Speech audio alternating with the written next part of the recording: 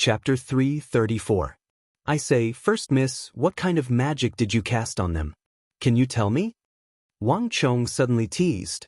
The woman at his side had skin of ice and bones of jade, a curvaceous figure, and an elegant and refined appearance.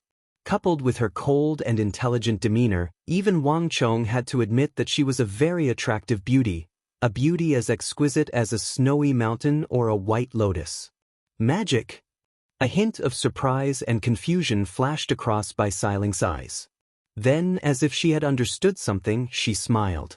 If I tell you, will you let me join you and share your gold?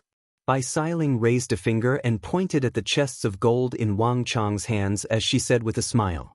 Sometimes, she really couldn't understand what this fellow was thinking. Several 100,000 gold taels was not a small sum. According to the rules, he could have swallowed it all. But he was actually willing to share it with the cavalry under his command. If this person wasn't a fool, then he had extremely high standards and was indifferent to money. But regardless of which it was, it made Bai Siling even more interested in this youth who was even younger than her. A young miss of the Bai clan would be interested in a mere several 100,000 gold taels? Wang Chong looked at Bai Siling with a faint smile. You knew my identity long ago. Bai Siling's smile was crafty, as if she had known. You've already told me your name, so there are probably very few people who don't know. Wang Chong didn't deny it. There's more than one Bai clan in the capital, right? There's probably only one Bai clan that can enter the Longwei training camp, right? As expected of someone who can ride the white-hoofed shadow bestowed by the royal family. Nothing can be hidden from you. The last sentence caused the entire conversation to come to an abrupt end. Bai Siling had used the most unexpected method, catching Wang Chong off guard, to defeat Wang Chong. The name, White-Hoofed Shadow, was enough to explain many problems. Although he did not expect his identity to be able to be hidden forever. However, the intelligence of the woman beside him was much greater than he had imagined. As expected of the Bai family in the capital. They are indeed related by blood.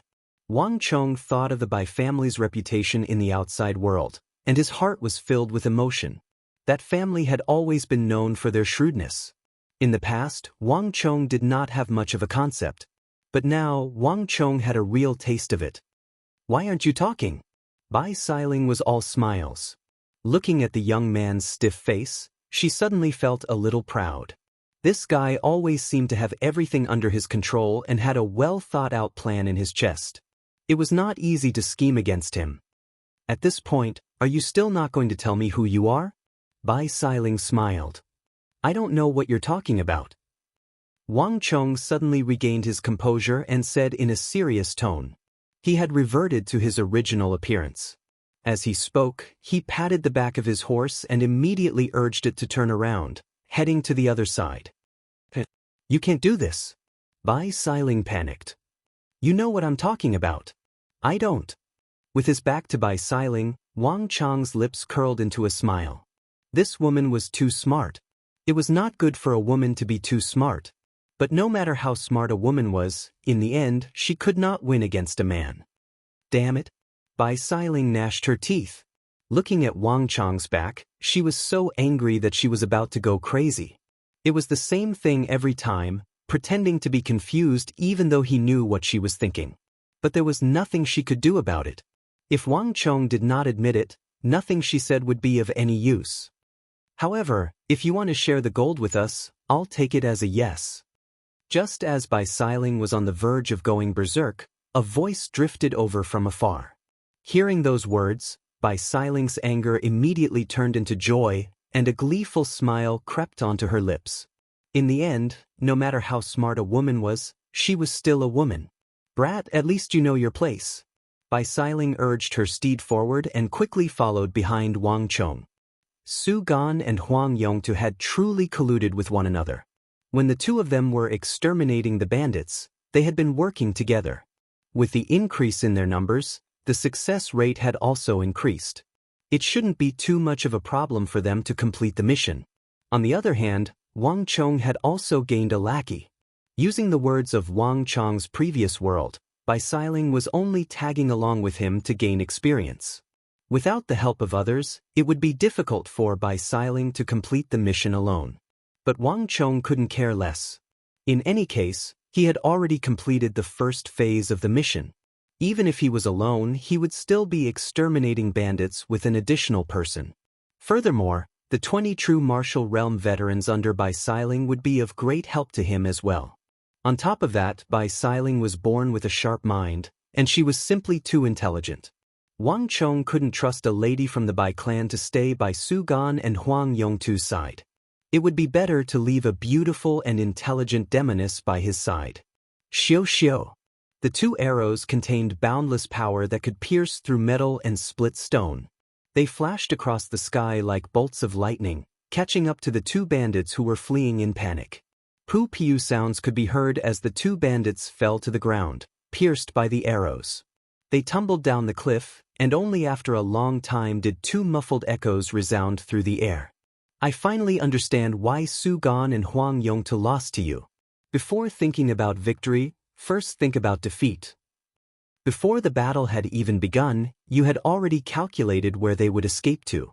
Even if Su Gan and the others were to follow behind you, they wouldn't be able to see through your means. You simply have too many means hidden up your sleeves. It's not an injustice for them to lose. On the peak of the mountain, Bai Xiling was standing on a jagged boulder. Looking down at the scene at the waist of the mountain, she shook her head, revealing her snow-white neck, and let out a long sigh. When the 2 bandits were escaping, Bai Xiling had been worrying for nothing, thinking that they had failed this mission. Heavens! Who could have thought that 2 arrows would suddenly appear out of nowhere and claim their lives? Even now, Bai Xiling was still unable to see where the 2 cavalrymen Wang Chong had arranged were hiding. Hee, I knew I wouldn't be able to fool you. Facing Bai Xiling, Wang Chong placed his hands behind his back and chuckled lightly, as if he had expected it. Since he was with this lady from the Bai clan, Wang Chong didn't think that he would be able to fool her with his means. A cunning rabbit has 3 burrows, and bandits have 3 means: hidden scouts, traps, and a means of retreat. Of which, a cunning rabbit has 3 burrows. As long as one observes the location of a bandit, one should be able to deduce their final means of retreat based on the terrain. All one has to do is to arrange a few master archers to wait there. It's Su Gan and Huang Yongtu who have underestimated them.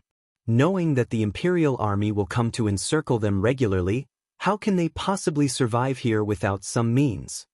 Wang Chong replied calmly. His tone was relaxed, and his expression was confident.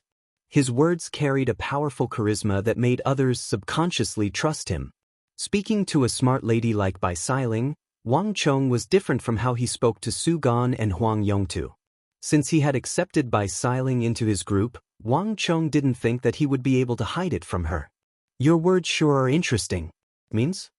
Bai Xiling turned around to look at Wang Chong's handsome face, and a hint of astonishment flashed across her eyes. Wang Chong's way of speaking and the words he used were different from ordinary people. Even though she had never heard anyone use such words before, Bai Xiling could still roughly understand what he was trying to say. However, it's easier said than done. Knowing the terrain of the bandits doesn't necessarily mean that one will be able to deduce their retreat route like you do. Even if Su Gan and Huang Yongtu were to follow behind you and witness it with their own eyes, it would still be difficult for them to do so. In the end, it's all due to your own capability. Honestly speaking, even though you have been reluctant to reveal your identity, you are still a scion of a prestigious clan. I really can't understand how you, as a scion of a prestigious clan, know so much. I really can't understand how a scion of a prestigious clan like you could possibly know so much. The survival method of a bandit? This doesn't seem to be something that a scion of a prestigious clan would know, right? Bai Xiling asked curiously. The more she interacted with this fellow, the more curious Bai Xiling became. Many of the things that he spoke of were as simple as plain water, but in reality, they weren't easy to accomplish. In the end, it wasn't that Su Gan and Huang Yongtu were weak. In truth, their actions were extremely normal, befitting of their background. The one who was abnormal was this fellow. For a 15-year-old young man to know so many things, and his actions were extremely mature and composed, wasn't it strange? Hee, that's another story. Wang Chong chuckled heartily, but he didn't satisfy Bai Siling's curiosity at all. No matter what, he wouldn't tell anyone about his reincarnation. Wang Chong waved his hands, and the reserve cavalrymen leaped over the fence and charged into battle. The reverberations of the true martial realm halo soon reverberated throughout the entire stronghold. The consequence of recruiting a smart lady like Bai Siling to his side was that Wang Chong rarely resorted to tactics in battle, going straight for the kill. In front of a woman like Bai Siling, it was best to hold back a little and hold back a little. Furthermore, the 40 true martial realm cavalrymen from the two of them were more than enough to deal with most of their opponents. In the end, bandits were still bandits. There was no way they could stand against these veterans. Be careful! Just as Zhang Xian was deep in thought, an anxious bellow suddenly sounded. A cold glint flashed across the night sky, and a sharp crescent saber flashed across the night sky in a massive arc, heading straight for Wang Chong and Bai Siling. That person had been hiding in the darkness for quite some time. It was only when he determined that Wang Chong and Bai Siling were the leaders of the cavalrymen that he slowly crept forward, bypassing the cavalrymen one after another, and swiftly made his move on the duo. This strike was released after accumulating power, and it was extremely swift and fierce. As the saber flashed, even the air was sliced into two, leaving behind two massive slashes. The sharpness of the saber was such that even metal would be sliced apart, needless to say, flesh and blood. Chapter 335. Milord, be careful. Milord, be careful. Stop him. The crowd was in chaos. The sudden appearance of the majestic saber light had thrown the two teams of 40 people into chaos. Wang Chong and Bai Siling were the leaders of this operation. If Wang Chong and Bai Siling were to die during the mission, all of them would be punished by the Ministry of Military Personnel, and their deaths would be recorded in their files forever. To shoot a man, first shoot the horse. To capture the bandits, first capture the leader. In a regular battle, the enemy's generals and marshals were always the priority targets. It was also because of this reason that all the soldiers would fight to the death to protect their generals. If their generals were killed because they failed to protect them, it would be a huge dereliction of duty. But at this time, everyone had crossed the fence and entered the fray. Due to the distance, no one was able to come to the rescue of Wang Chong and Bai Siling for the time being. The situation was extremely dangerous. Wang Chong sneered coldly. Looking at the dazzling saber glint above him, he drew his sword. Just as Zhang Xian was about to execute the 8 steps of the furious flood dragon to kill this true martial realm bandit, he suddenly heard a clear and melodious sound. Before the sound had even faded away, a snow-white figure rose from the ground like a flood dragon, moving even faster than Wang Chong and attacking even faster than Wang Chong. Boom! This was the first time Wang Chong had seen Bai Siling in action. Her aura was boundless, and compared to before, it was as if she had become a completely different person. The aura on her body was swift and fierce. The extremely soft and gentle aura energy was vast and mighty, spinning rapidly outside her body. Under the moonlight, the layers of aura energy emitted rays of light that were as sharp as swords. In the face of that world-rending saber flash, Bai Siling didn't do anything. All she did was extend a jade-green finger. Her finger, which usually looked fair and delicate, was now exuding a silver-white light, as if it were a sword. Rumble! She stretched out her slender index finger and blocked the saber light. With just one finger, the saber light in the air froze. Almost at the same time, Bai Siling, who was in the air, lifted her leg. Her slender, graceful, and fair leg immediately kicked the figure who was sneaking up on her.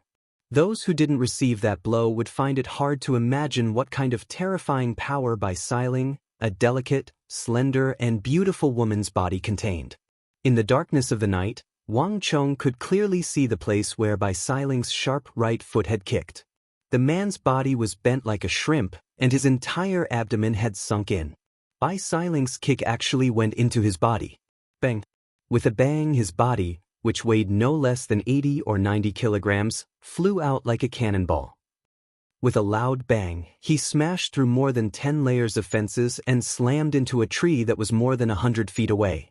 With a loud bang, wood splinters swirled in the air. The man was kicked into the tree by Siling. Silence.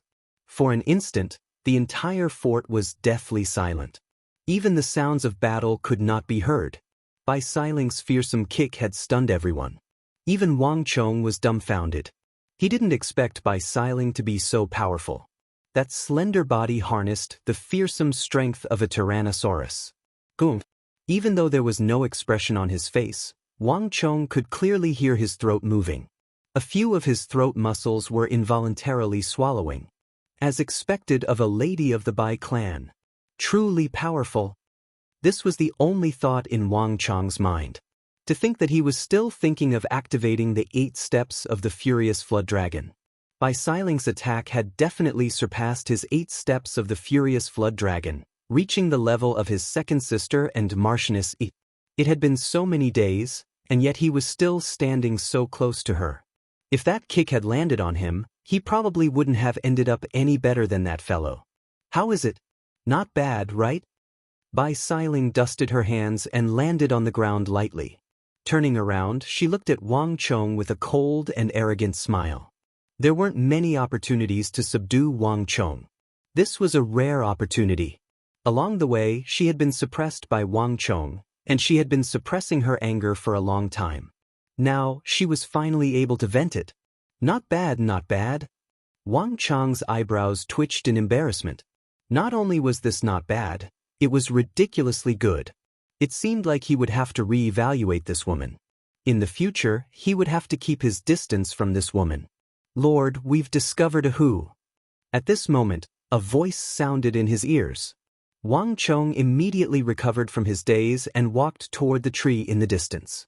There were several cavalrymen surrounding the base of the tree. One of the cavalrymen was holding a torch, and by the light of the torch, Wang Chong could clearly see them in the darkness. The person that Siling had sent flying was a tall man with a long and curly beard. His head was wrapped in a black scarf. Not far from him, the blood-stained Arabian scimitar that had flown out of his hand was particularly striking. Arabian! This thought flashed through Wang Chong's mind. From the strange flash of saber light that had flashed through the air, Wang Chong had already known that this person was not from the Central Plains. The people of the Central Plains did not know how to use scimitars. This was the first time Wang Chong had seen an Arab in the stronghold during this mission. This mission is truly a complicated one. An Arab robbing an Arab. Who would believe it if I told them? A familiar voice came from behind him as Siling slowly walked over. On the road to the western regions, there are not only Hu, Arabs, and Han. He might have felt a little guilty about robbing the Arabs, but he had never done so before. But robbing Han people shouldn't have any psychological burden, right? With his back facing Siling, Wang Chong smiled. Siling's kick had been inconceivably powerful. The Arab's organs had ruptured and he was already on his last breaths. Why you here? A cavalryman holding a torch shouted at the side. Although the Arabs had ruptured their internal organs, their vitality was extremely tenacious. He only snorted at the horseman's words, opened his mouth, and spat out a torrent of Arabic words. After saying that, he turned his head to the side, obviously unwilling to cooperate. Who can understand this nonsense? The surrounding cavalrymen were stunned. Everyone around him was stunned when they heard that string of nonsense. In the end, this fellow didn't know how to speak the Han language. It's Arabic, not Hu. Siling also frowned. In the Central Plains, there were very few who knew the language of the Hu merchants of the western regions, and Arabia was even more remote than the western regions, belonging to the extreme west. The Tang dynasty rarely interacted with the Abbasid Caliphate, and those who knew Arabic were even rarer. I had held back a bit of my strength, wanting to give him a chance to breathe. But it seems like my efforts were in vain. It seems like I won't be able to get anything out of him. Kill him, Siling said as she gestured for the cavalryman to strike. She thought that she would be able to get some information out of him, but it seemed like her efforts were in vain. Wait a moment. Suddenly, a voice sounded. Just as the cavalryman was about to strike, everyone heard another voice speaking in Arabic. This one was completely different from the one they had heard earlier. It was an even younger voice. Arabic? You actually know Arabic? Bai Siling's eyes were wide open as she stared at Wang Chong in disbelief, as if she had just discovered a new continent. Although Wang Chong had never said anything, Bai Siling was certain that he was the scion of some great clan in the capital. No one would believe that a scion of the capital could actually speak Arabic. This was simply inconceivable. Bai Siling realized that she might have to re-evaluate this fellow beside her. Wang Chong said nothing, only smiled back at her before continuing to interrogate the Arab expert. The two of them chattered in Arabic, leaving the crowd completely baffled. But even a fool could tell that the Arab expert wasn't willing to cooperate. His replies were nothing more than "I won't speak," "I definitely won't speak," "You should just give up," and so on. Just when Bai Siling was about to give up hope and believe that Wang Chong would never succeed, suddenly, Wang Chong said something, but the Arab expert paled, a hint of extreme panic appearing on his face. He looked at Wang Chong like he was looking at a demon. What happened next left Bai Siling dumbfounded. After Wang Chong stuffed a healing pill into the Arab expert's mouth, the Arab expert, who had been prepared to die just moments ago, suddenly changed into a completely different person. He answered all of Wang Chong's questions without holding anything back. "Just what did you say to him?" Bai Siling finally couldn't help but ask. By the time Wang Chong finished his questions, the Arab expert was already dead. Wang Chong's healing pill could only delay a true martial realm expert for a little longer. But this was not what Bai Siling was concerned about. "It's nothing. I just told him that if he refused to cooperate, I will give him a grand funeral. I will give him a grand funeral of a heathen." Wang Chong nonchalantly said. "Ah." Bai Siling was dumbfounded, and then she shook her head and smiled. She didn't know whether to praise Wang Chong or curse him. Although she hadn't interacted much with the Arabs, she knew that they believed in some sort of religion. If Wang Chong said that he would give him a grand funeral of a heathen, this would be even more difficult for him to accept than death. The grander the funeral, the more afraid he would be. As expected, it's even harder to accept than death. No wonder he looked at you like you were a demon. Bai Siling shook her head and laughed. "Thank you for your praise." Wang Chong faintly smiled, unconcerned. As long as he could achieve his goal, Wang Chong didn't mind being viewed as a demon by an Arab. The interests of the Arabs were not within his scope of consideration. "You're truly shameless," Bai Siling jokingly scolded. "Thank you again for your praise." Chapter 336. The combined might of 40 true martial realm veterans was almost instantaneous. The vibrating halos of the true martial realm were as tough as steel, and wherever they passed, camps would crumble. The encirclement was almost over, and they would soon be able to withdraw. But Wang Chong's mind was still replaying the final words of that Arab expert. Wang Chong had only tried to interrogate him, but he hadn't expected that the Arab expert would actually reveal something useful. Did that fellow say anything? A faint fragrance like that of a lotus leaf came from behind him. Bai Siling had examined the Arab expert before walking over. Compared to the battle with the bandits and the Arab expert, Bai Siling was currently more interested in Wang Chong. It seems like this matter really does have something to do with the Uzun. Wang Chong came back to his senses and told her everything that Ma Song had told him as well as what the Arab expert had said before his death. That Arab expert had originally been the bodyguard of a wealthy Arab merchant, but the merchant had unexpectedly been killed while the Arab expert had managed to survive. As the Tang dynasty's military was too powerful and he didn't have any means of making a living, he decided to become a bandit.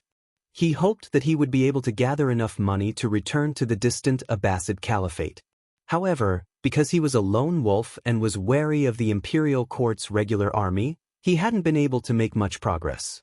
Not too long ago, he met an Uzun man.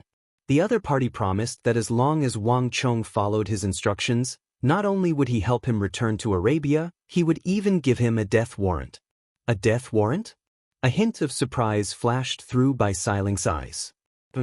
Although he's called a bodyguard, he's actually a slave. If the master is dead but the slave responsible for protecting him is still alive, it's a crime punishable by death in Arabia.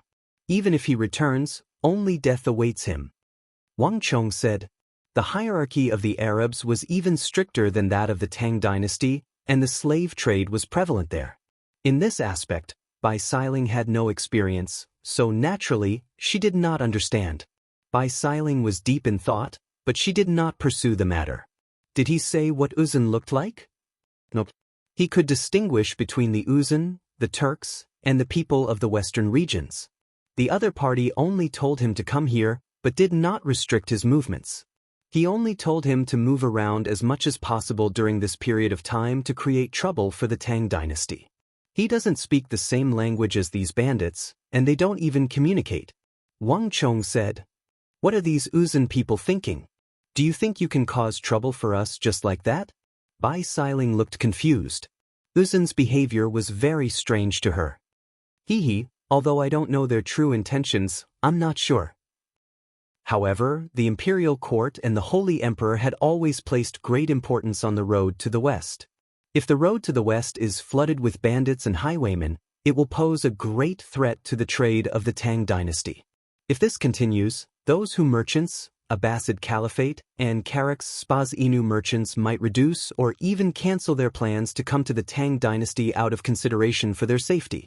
The Uzun has always been hostile to the Tang dynasty. If the Tang dynasty and the western regions are cut off because of this, it will definitely be beneficial to the Uzun. The only thing I don't understand is that the Uzun should understand that His Majesty and the imperial court will not give up on this road to the western regions. Uzun's actions will only cause some interference for us. It's impossible for the imperial court to really give up on this place. After all, the western regions still has the Anxi protectorate. Wang Chong said. He was also very confused. The Silk Road of the western regions wasn't just an economic route for trade. It was also the lifeline of the Anxi protectorate. The military of the 4 garrisons of Anxi relied on this route to transport supplies. Just this point alone meant that the harassment launched by the Uzun wasn't enough to pose much of a threat. That's hard to say. If the imperial court doesn't pay attention to it, the imperial court won't do anything about it. If the imperial court doesn't pay attention to this matter, perhaps the Uzun might really succeed. However, there's one thing that I agree with you about the truth of the matter. For the Uzun to spend so much effort to incite these bandits and highwaymen to move about, it can't be as simple as just plundering. Bai Xiling had a pensive look on her face. Unknowingly, she had also been pulled into this train of thought by Wang Chong. That's right, Bai Xiling, do you know of any Uzun diplomatic mission that has recently come to the capital? Wang Chong suddenly asked. Are you joking with me? I've been in Longwei training camp all this while. How could I possibly know something that even you don't? When have you ever seen us ladies concerned about politics? Bai Xiling rolled her eyes as though she was looking at a fool. I've misspoken. I forgot about you. You ladies aren't interested in politics at all. Wang Chong also came to his senses. He slapped his head and laughed heartily. The women around him, be it cousin Wang Zhuyen, Marchioness Yi, or even his mother and little sister, weren't interested in politics at all. This could be said to be a common problem among women. Bai Xiling was clearly the same as well. The battle came to an end quickly.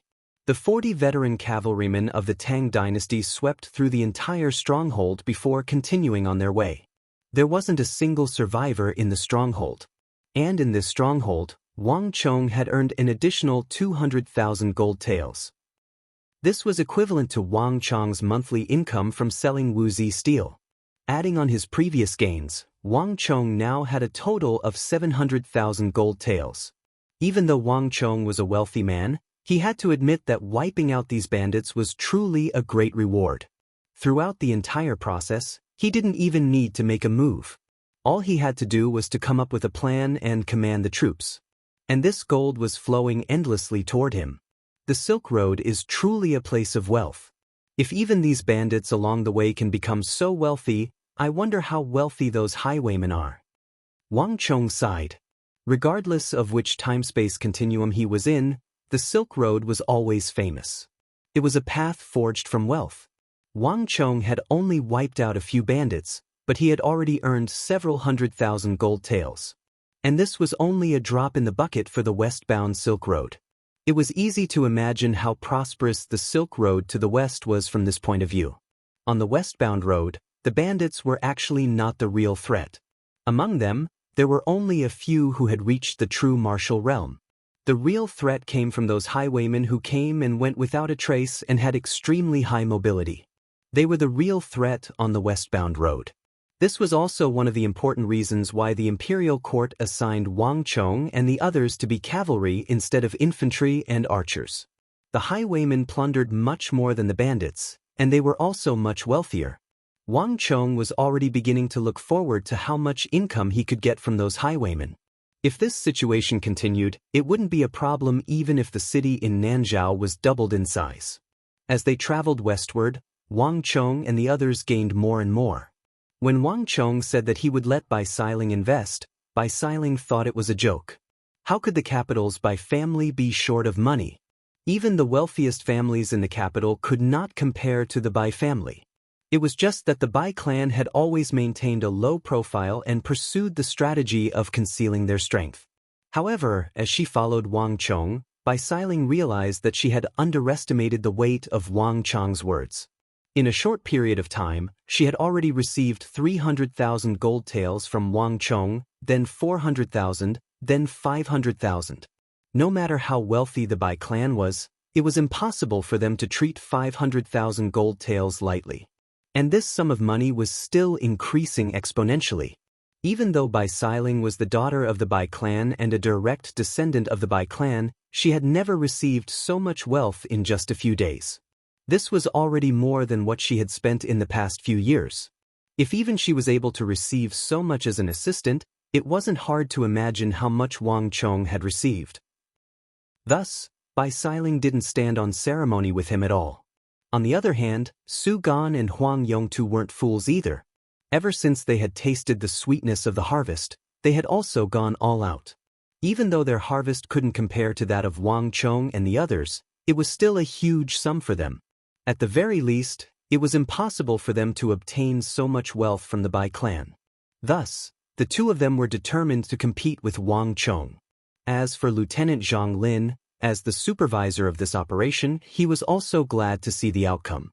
On the west path, a large number of bandits were eliminated.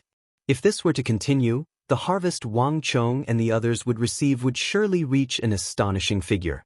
However, nothing on the road to the west could be calculated so simply. The operation of Wang Chong, Su Gan, and the others had wiped out the bandits one after another, and it had brought about an unexpected effect on the road to the west come up. Several hundred li away from Wang Chong's group, a stalwart figure more than 8 feet tall was standing on a hill, his arms as thick as bowls extending from his sleeves as he beckoned to the crowd outside. Tonglong. The halos vibrated. At least 8 true martial realm experts stepped on the sharp halos and gathered all their strength. With the speed of lightning, they bombarded the body of the tall and sturdy figure from all directions. Ding. 8 surges of stellar energy struck the figure's body, but a resounding metallic reverberation echoed in the air. It was as if they had struck a massive piece of steel instead of a body of flesh and blood. Not only did the huge rebound force block the attacks of the 8 true martial realm experts, but it also scattered their aura chis in one fell swoop. If one were to take a closer look, one would notice that a massive black chainmail condensed from stellar energy had appeared around the figure's body. The chainmail floated within the stellar energy, shrouding the figure from head to toe. Not only that, it had also deflected the attacks of the 8 true martial realm experts. Again. Chapter 337. Clatter. As the footsteps shook, another 4 majestic silhouettes joined the crowd. The halo of thorns under their feet vibrated, clearly indicating that they were true martial realm experts. At this time, the number of true martial realm experts attacking this person had already reached 12. Change sabers! Someone shouted, and in the next moment, the 12 true martial realm experts drew out their shining long sabers at the same time. As bandits, it was never their style to fight barehanded. Only swords and sabers could be used to slash and kill.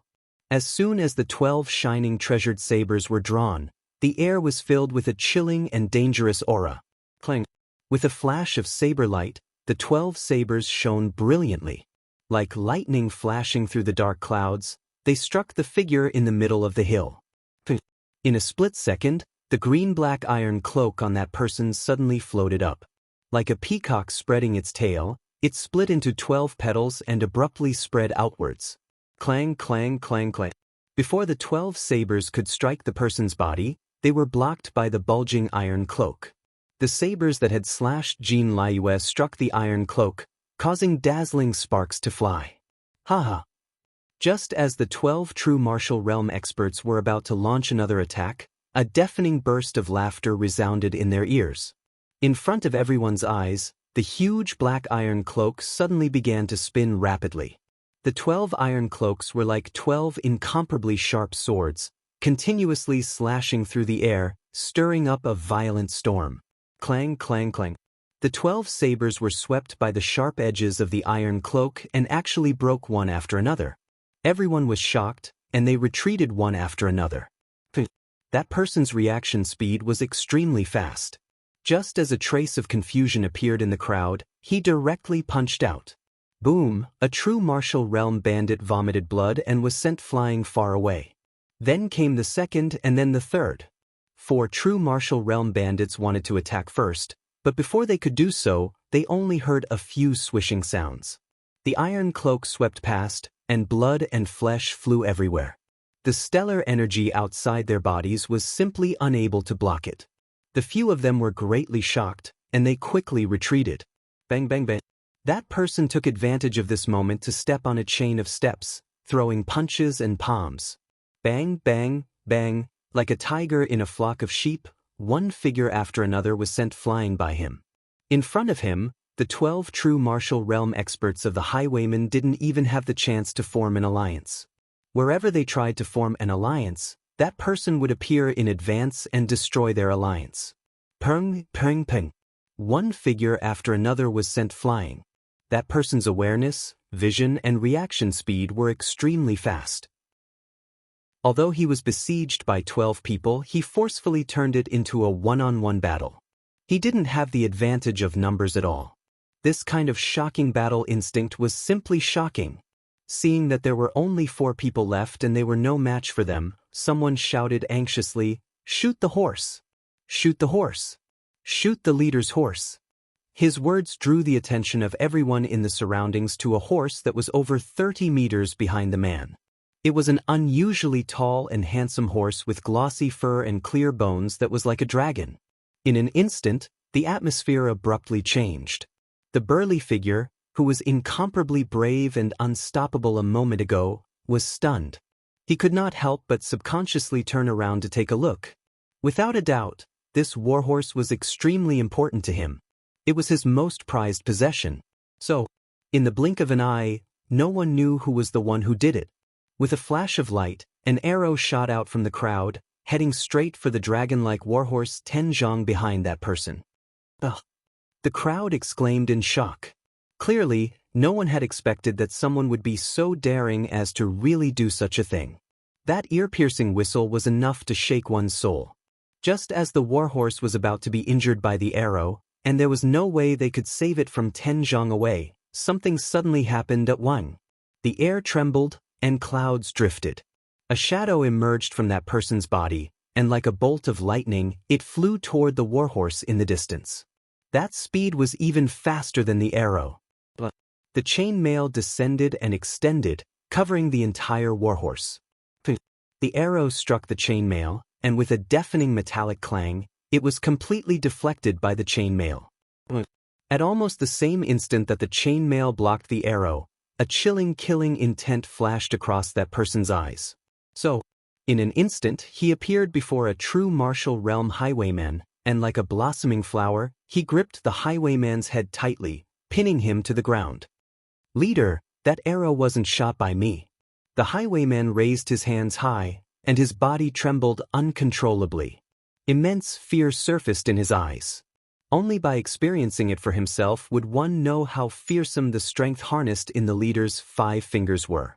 That strength was as heavy as a mountain, and it wasn't something that he could withstand. In that instant, he didn't even have time to react before his head and temples were gripped. "I know that it wasn't you." I even know that it wasn't you who shouted. That person sneered coldly, revealing 2 rows of white teeth. He exuded an indescribable sinister aura. Those 5 fingers were like the hands of the Grim Reaper, firmly grasping his life and death. Do you think that I'm going to kill you for that, warhorse? Humph. Do you think that I don't know that you were planning to escape with a group of brothers last night?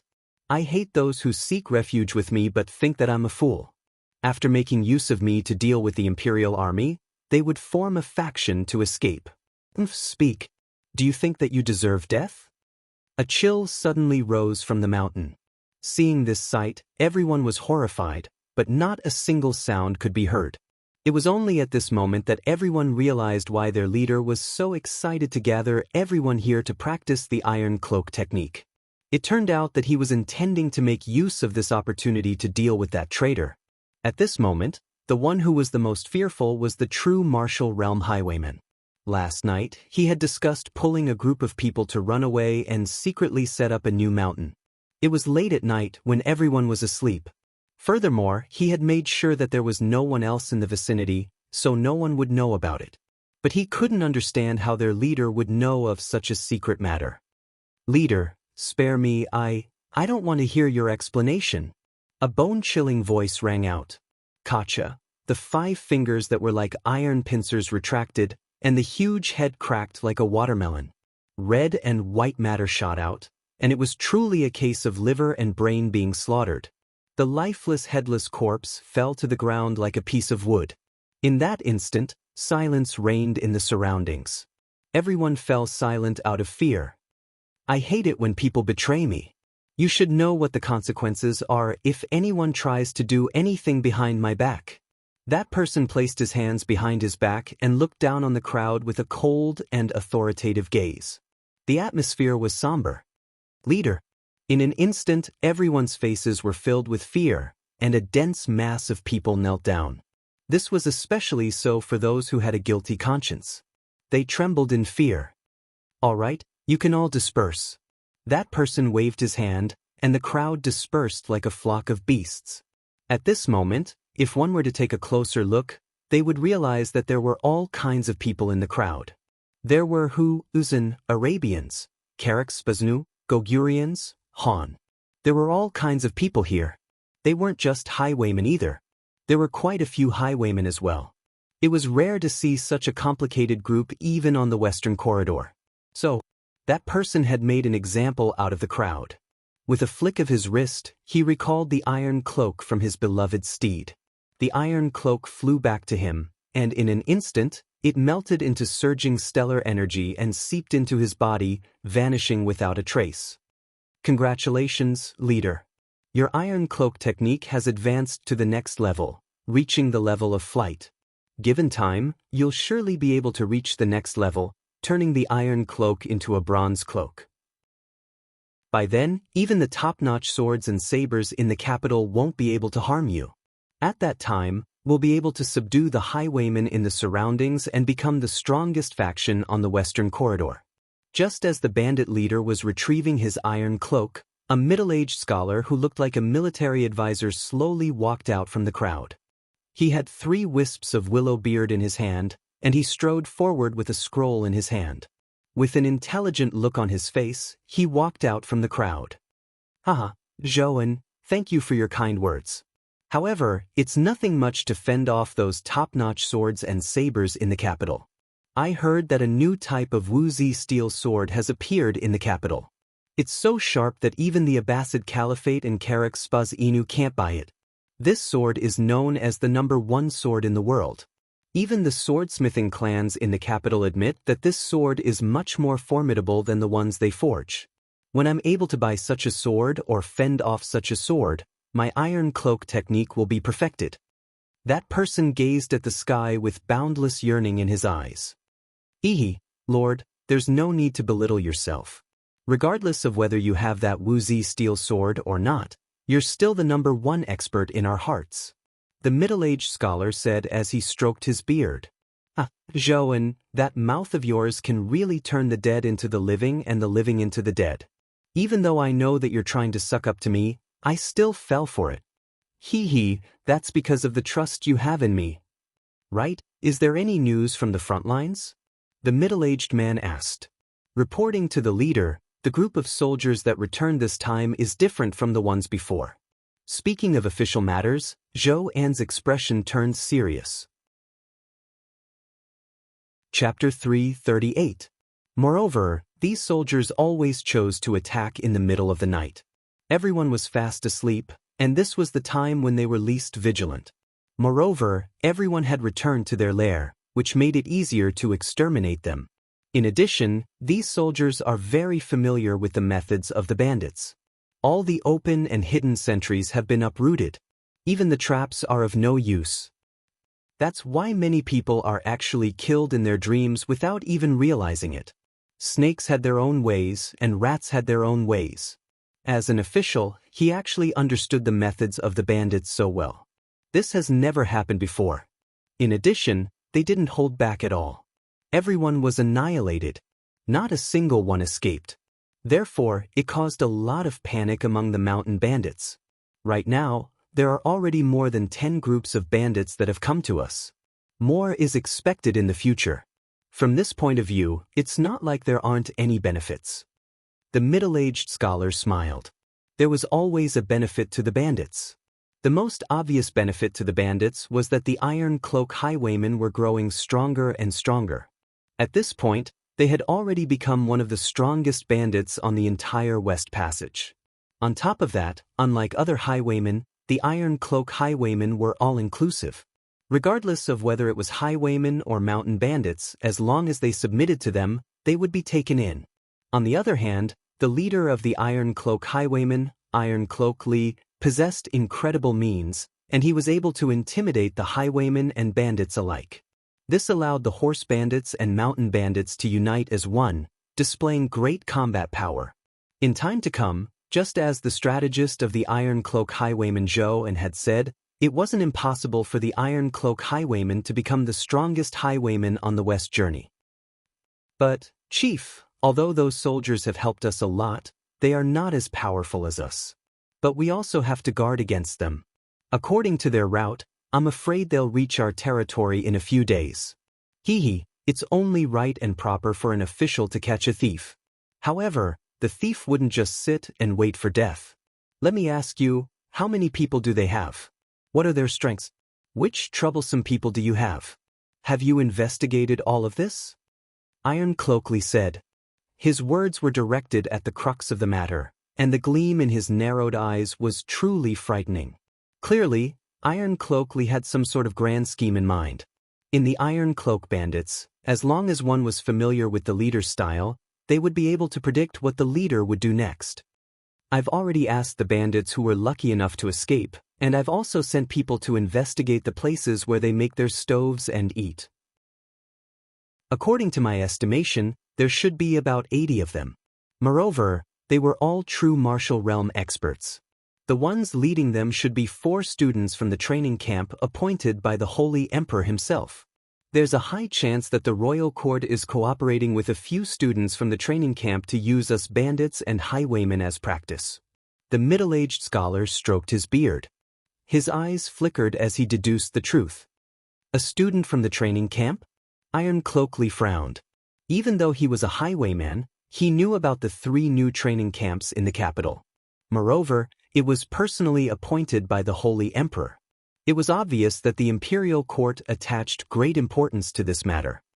This is rather troublesome. If we don't handle it well and kill these students, the imperial court will be in deep trouble. Iron Cloak Li fell into deep thought. It was one thing to kill a few students, but if the royal court were to take this matter seriously, it would be a huge problem.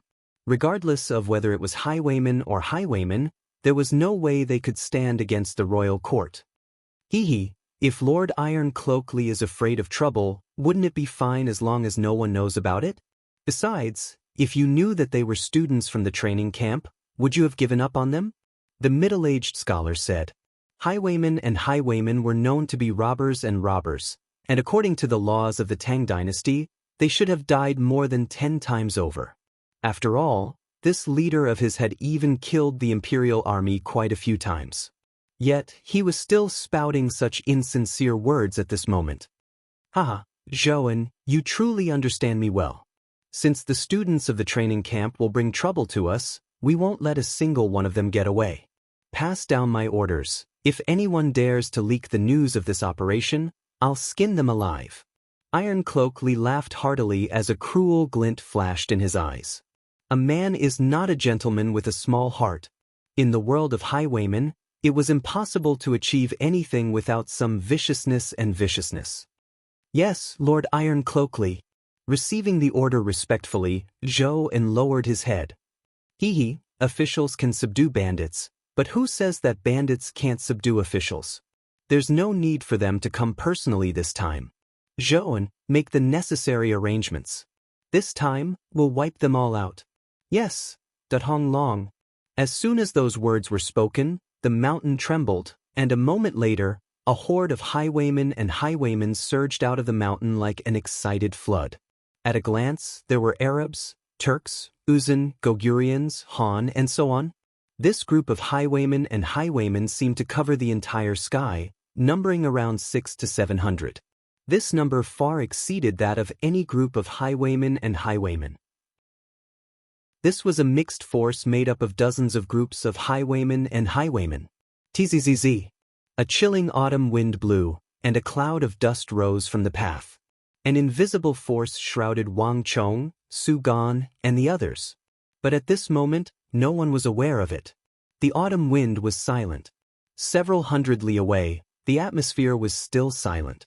No one seemed to be in danger. That lad sure is enviable. Beneath a red maple tree, Huang Yongtu glared hatefully at Wang Chong and Bai Siling as they left a trail of dust behind them. After so many days, he must have amassed more than 2 million gold taels. Let's not compete with him. We're no match for him. Su Gan said. Over the past few days, they had been competing with one another, and he had long since lost the motivation to do so. There was no point in competing with him. Even though Su Gan didn't say it out loud, he had already accepted Wang Chong's superiority. Even though Wang Chong's martial arts realm was beneath him, his ability to lead troops and eliminate bandits was indeed superior to theirs. Even in terms of searching for gold, Wang Chong's performance was superior to theirs. You might be convinced, but I'm not. And that slut, Bai Siling, she actually defected to that brat who was several years younger than her and reeked of his mother's milk. Just the thought of it pisses me off. Huang Yongtu spat hatefully. It was one thing if it was anything else, but despite working together with Su Gan to search for gold, their harvest still paled in comparison to that slut. Following behind that lad, Bai Siling was able to easily reap far more than the two of them. How could Huang Yongtu feel comfortable? For once, Su Gan chose to remain silent. In truth, he had some opinions about Bai Siling as well. It was just that he didn't share the same opinion as Huang Yongtu.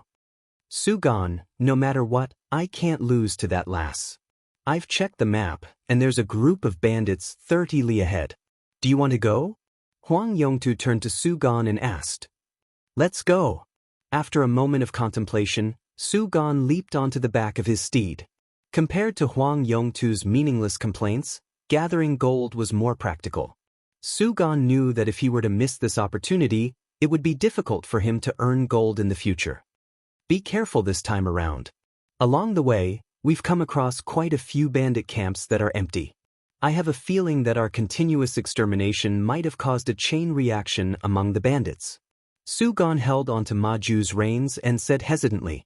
It wasn't without reason that he was able to stand out among the many prestigious clans and be nurtured by them. Su Gan had a sharp intuition toward danger. In this period of time, he had already sensed that something had happened to the bandits. Su Gan, there's no need to make a fuss about nothing. We have already exterminated so many bandits, it would be weird if they didn't react at all. Bandits can't possibly stand up to the official army. We have more than 40 true martial realm experts here. Do you think that a dozen or 20 bandits can stand up to so many of us? Huang Yongtu burst into laughter as he scoffed at Su Gan's intuition. Su Gan pondered for a moment, and he couldn't help but shake his head. Huang Yongtu was right. The bandits only had 20 to 30 people at most, and they weren't particularly strong. No matter how indignant the bandits were, there was no way they would be a match for them. I've spoken too much. Let's go. The horses galloped and a group of more than 40 people galloped towards another bandit camp 30 li away in a grandiose manner. At this moment, the sky was clear and the sun hung high in the sky.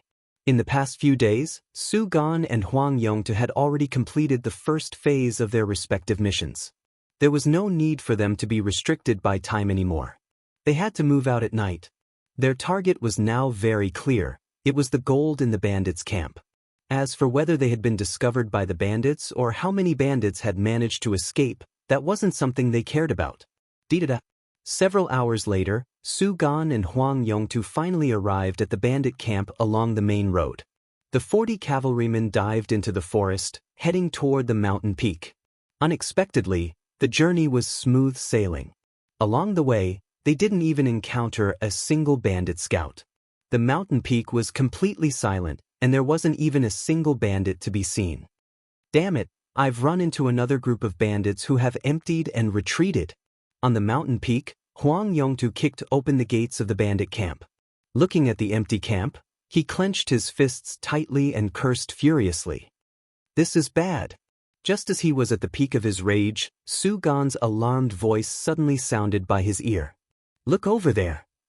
In a daze, Huang Yongtu subconsciously turned his head around and looked in the direction Su Gan's finger was pointing at. At the foot of the mountain, on the winding road to the west, a huge cloud of dust was rising into the sky. A huge group of bandits and highwaymen were charging toward them with killing intent gushing out of them, brandishing gleaming swords and sabers. Upon seeing this sight, not only Huang Yongtu, everyone's face paled as well.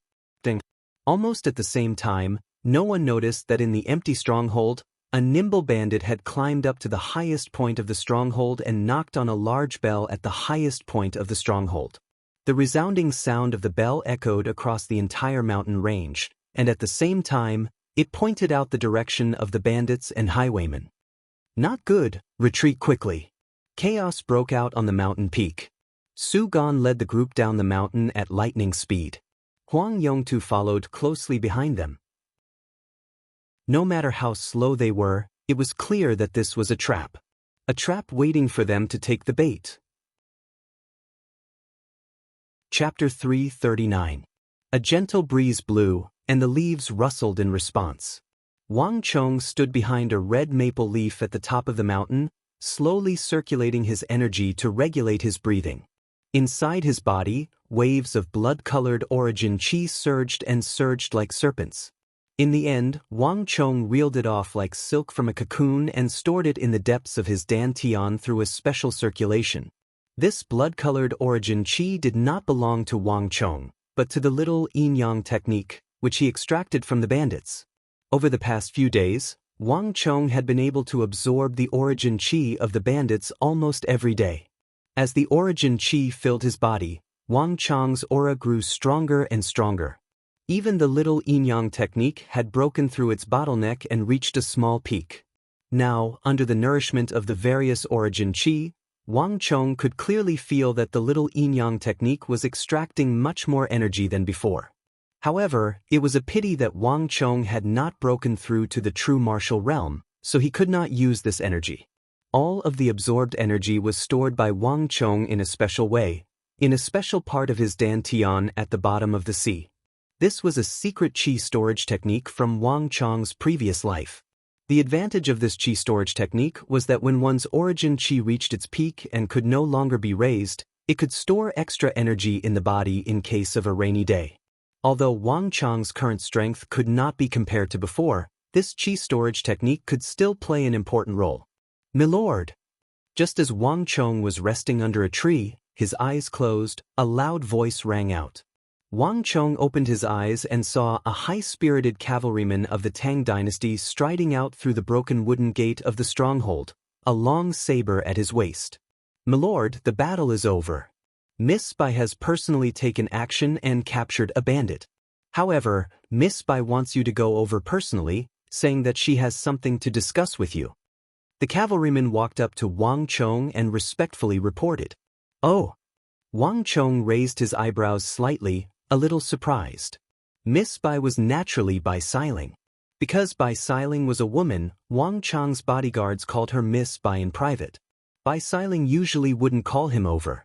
Since she invited him over, something must have happened. This made Wang Chong secretly curious. Got it? I'll head over now.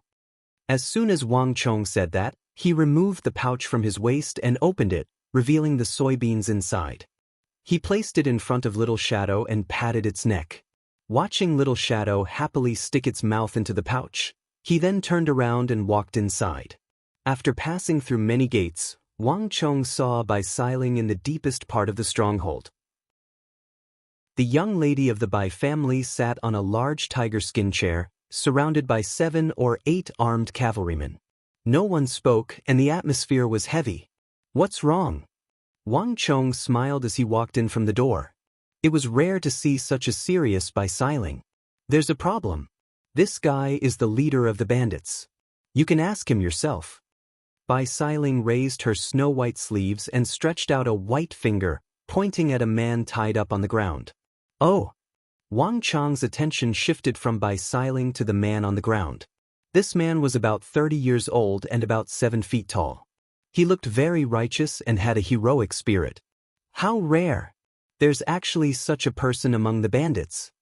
Wang Chong raised his eyebrows, and a trace of surprise flashed in his eyes. The appearance was born from the heart. The bandits were involved in robbing, killing, and arson. Therefore, they never had a good aura. They were used to having angry eyes and fierce looks. It was rare to see someone like this man. Wang Chong immediately had a good impression of him. You're the chief of this bandit gang?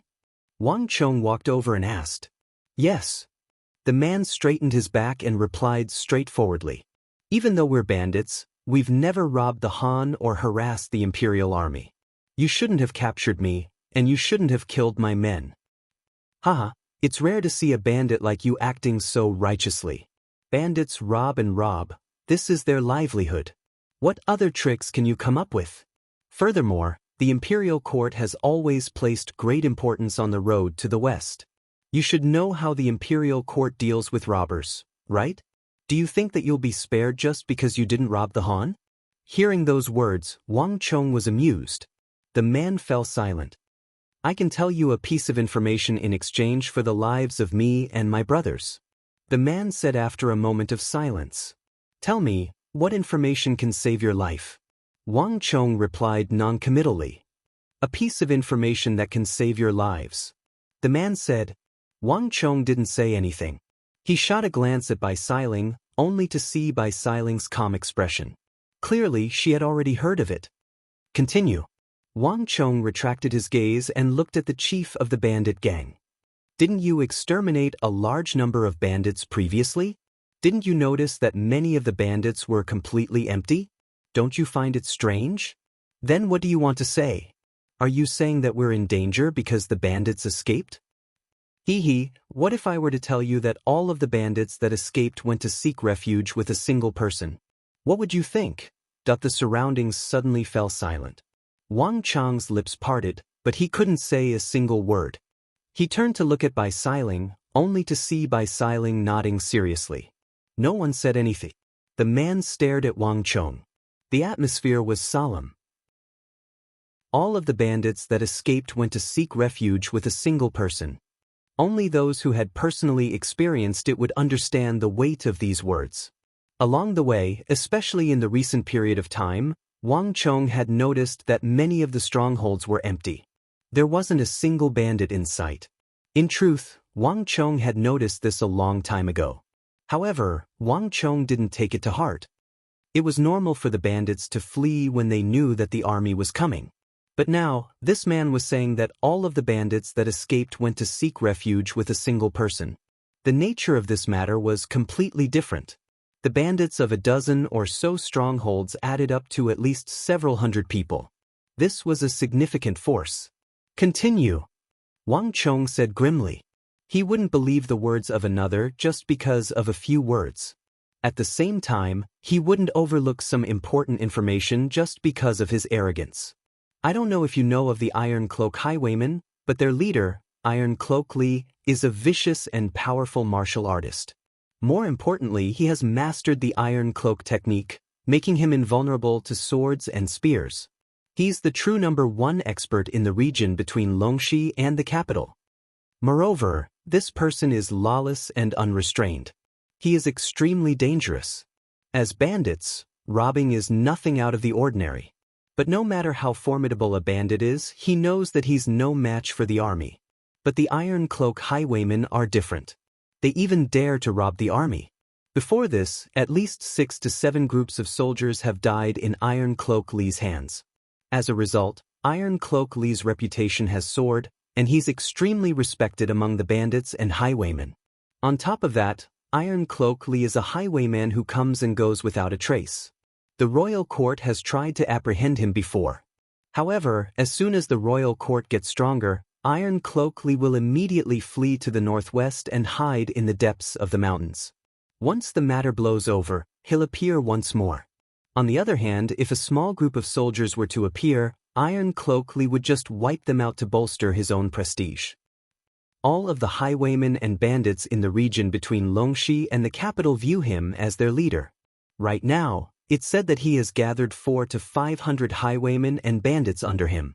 You've gone too far in your operation to exterminate the bandits. Not a single one of the bandits managed to escape. Most of them were so frightened that they ran over to Iron Cloak Li's side. They wanted to pull Iron Cloak Li over to deal with you. Some of the bandits even invited me to join them, but I'm just disdainful of Iron Cloak Li's character. As the saying goes, commoners shouldn't fight with officials. As bandits, robbing is just for the sake of riches, but Iron Cloak Li kills for the sake of killing. That's why I didn't join them. However, not too long ago, I received an invitation from the Iron Cloak highwaymen, requesting for the highwaymen and bandits in the area to deal with the official army. The operation will be taking place in the next few days. I believe that you'll be the only group on the road to the west. If I'm not mistaken, you should be Iron Cloak Li's target. As the man spoke, he swept his gaze across the crowd in the room. This was especially so for Wang Chong and Bai Xiling. Clearly, the man also knew that these two youngsters were the main characters of this operation. Where's the invitation? It's here. The one who spoke wasn't the man but Bai Xiling, who was seated on a chair made of tiger hide. With a flick of her finger, she took out a red invitation from her voluminous white sleeves and passed it over with 2 fingers. On the surface of the post, there was a black evil spirit protruding out. It had a fiendish expression and an evil appearance. It looked extremely terrifying. Iron Cloak Token. Beneath the malevolent ghost, Wang Chong saw 3 bold and majestic words that seemed to have been carved out by iron hooks. The sun, moon, and universe, clear air above and turbid air below. Snakes have their ways and rats have their ways. Today, 80 soldiers disregarded military orders and oppressed the Greenwood Forest, resulting in countless casualties among us.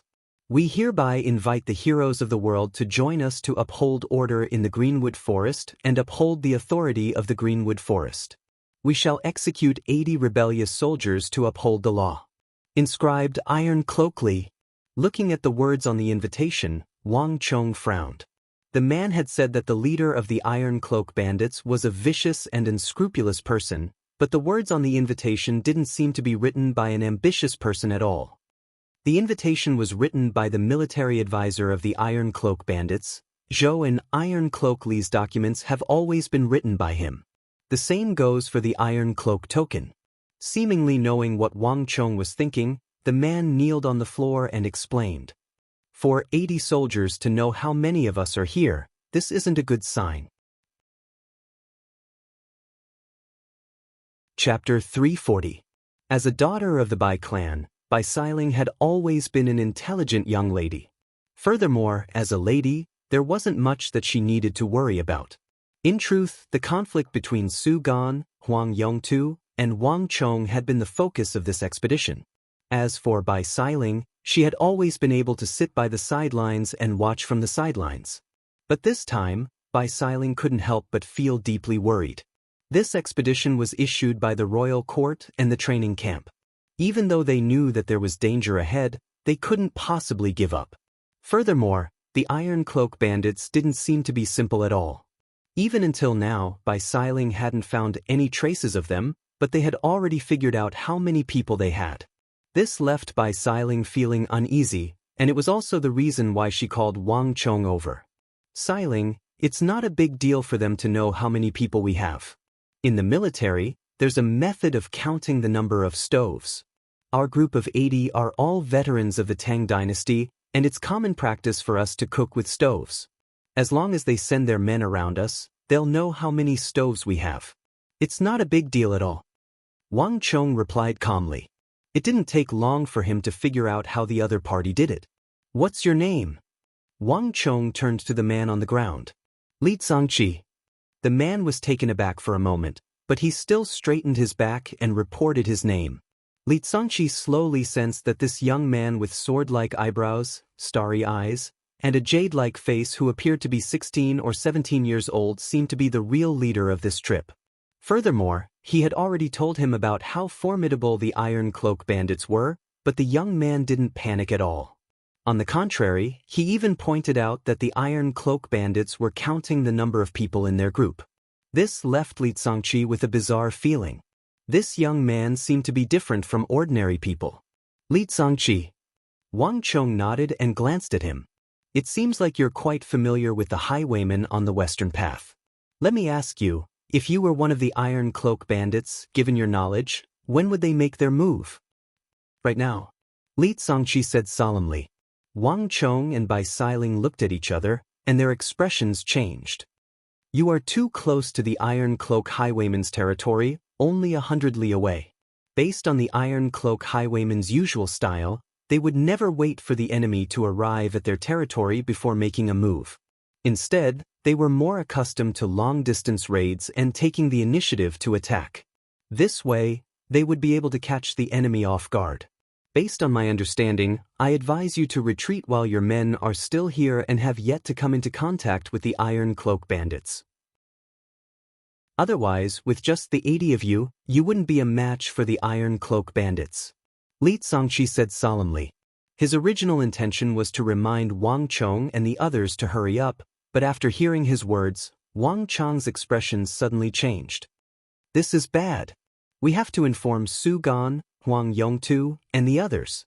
Wang Chong abruptly turned around, and without a word he dashed out like a bolt of lightning. Li Zhangqi thought that all of them were here, but Wang Chong knew that that wasn't the case at all. Perhaps, one group of soldiers would head up the mountain to suppress the Iron Cloak bandits while the other would wait at the foot of the mountain. However, their group was different. Based on his understanding of Su Gan and Huang Yongtu, they weren't at the foot of the mountain at all. It was likely that as soon as the two of them set off, these two men would rush out with their army and rush to another stronghold 30 miles away. That place was only 70 li away from the Iron Cloak bandits' territory.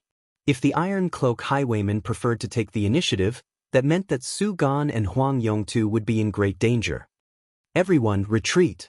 Hurry up. A thought suddenly struck Bai Xiling, and she leaped up from her chair as if she had been electrocuted. Without any hesitation, she quickly followed behind Wang Chong and dashed out of the stronghold. Nay. With the neighing of war steeds, the entire stronghold fell into chaos.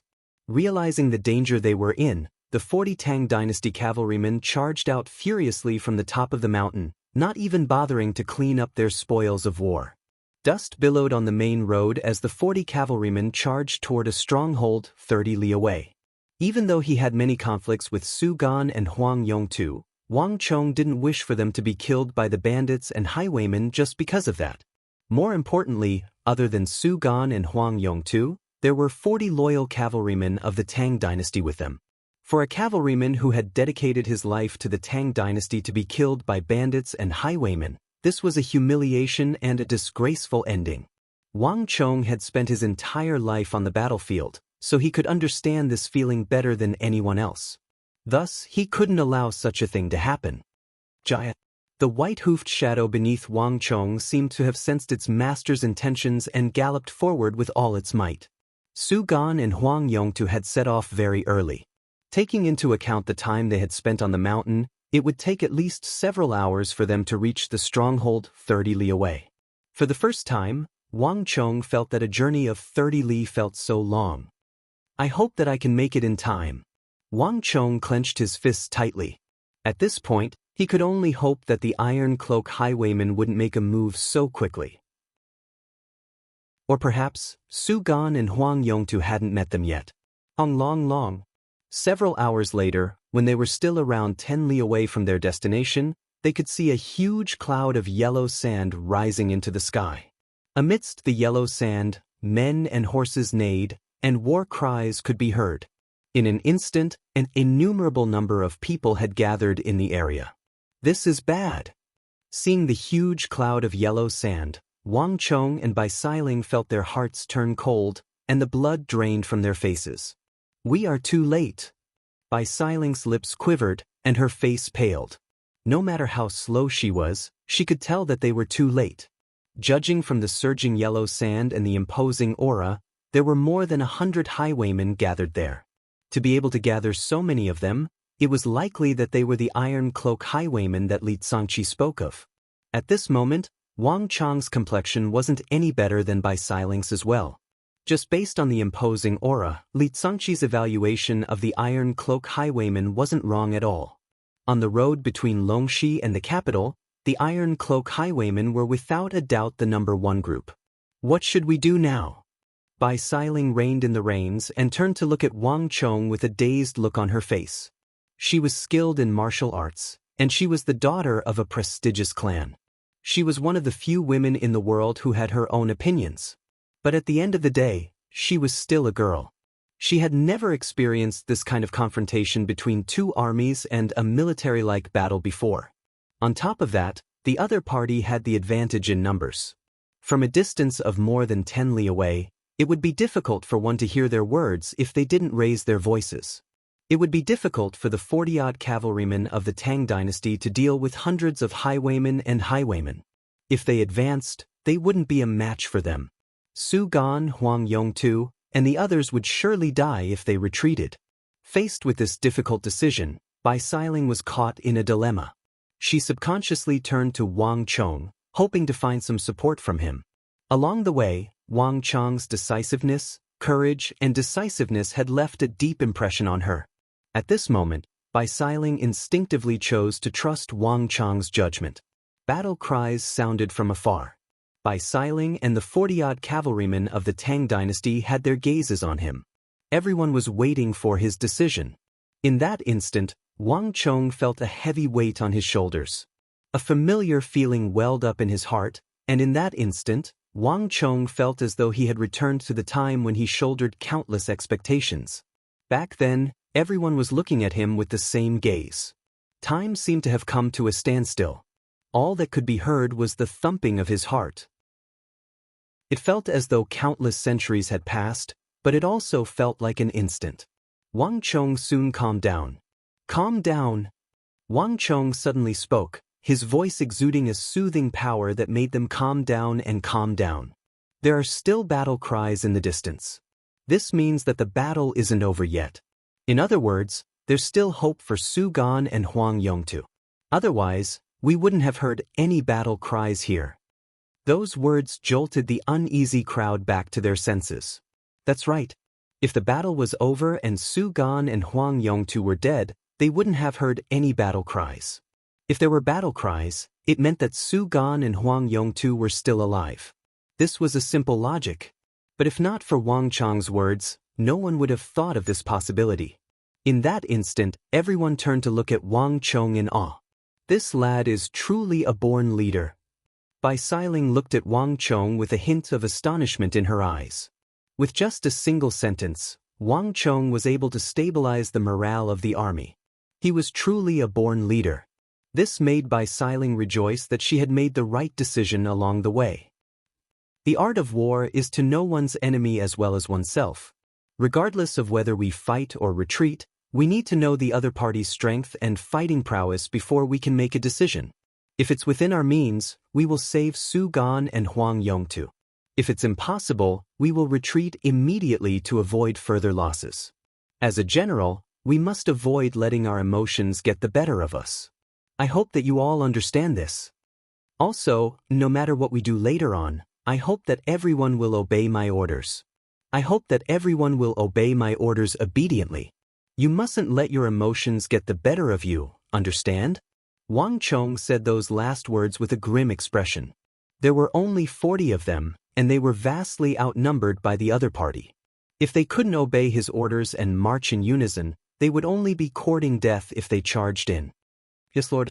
This time, without Bai Siling's orders, all of the Tang Dynasty cavalrymen, regardless of whether they were under Wang Chong or Bai Siling, obeyed his orders. In this period of time, Wang Chong had won their respect and trust through his actions. Chapter 341. The atmosphere suddenly turned solemn, and an invisible killing intent emanated from these Tang Dynasty veterans. It was as if they were about to step onto a fierce battlefield. Bai Siling could clearly sense the changes in her surroundings, and a dazed look flashed across her beautiful eyes. She looked at Wang Chong's figure, and her vision suddenly blurred.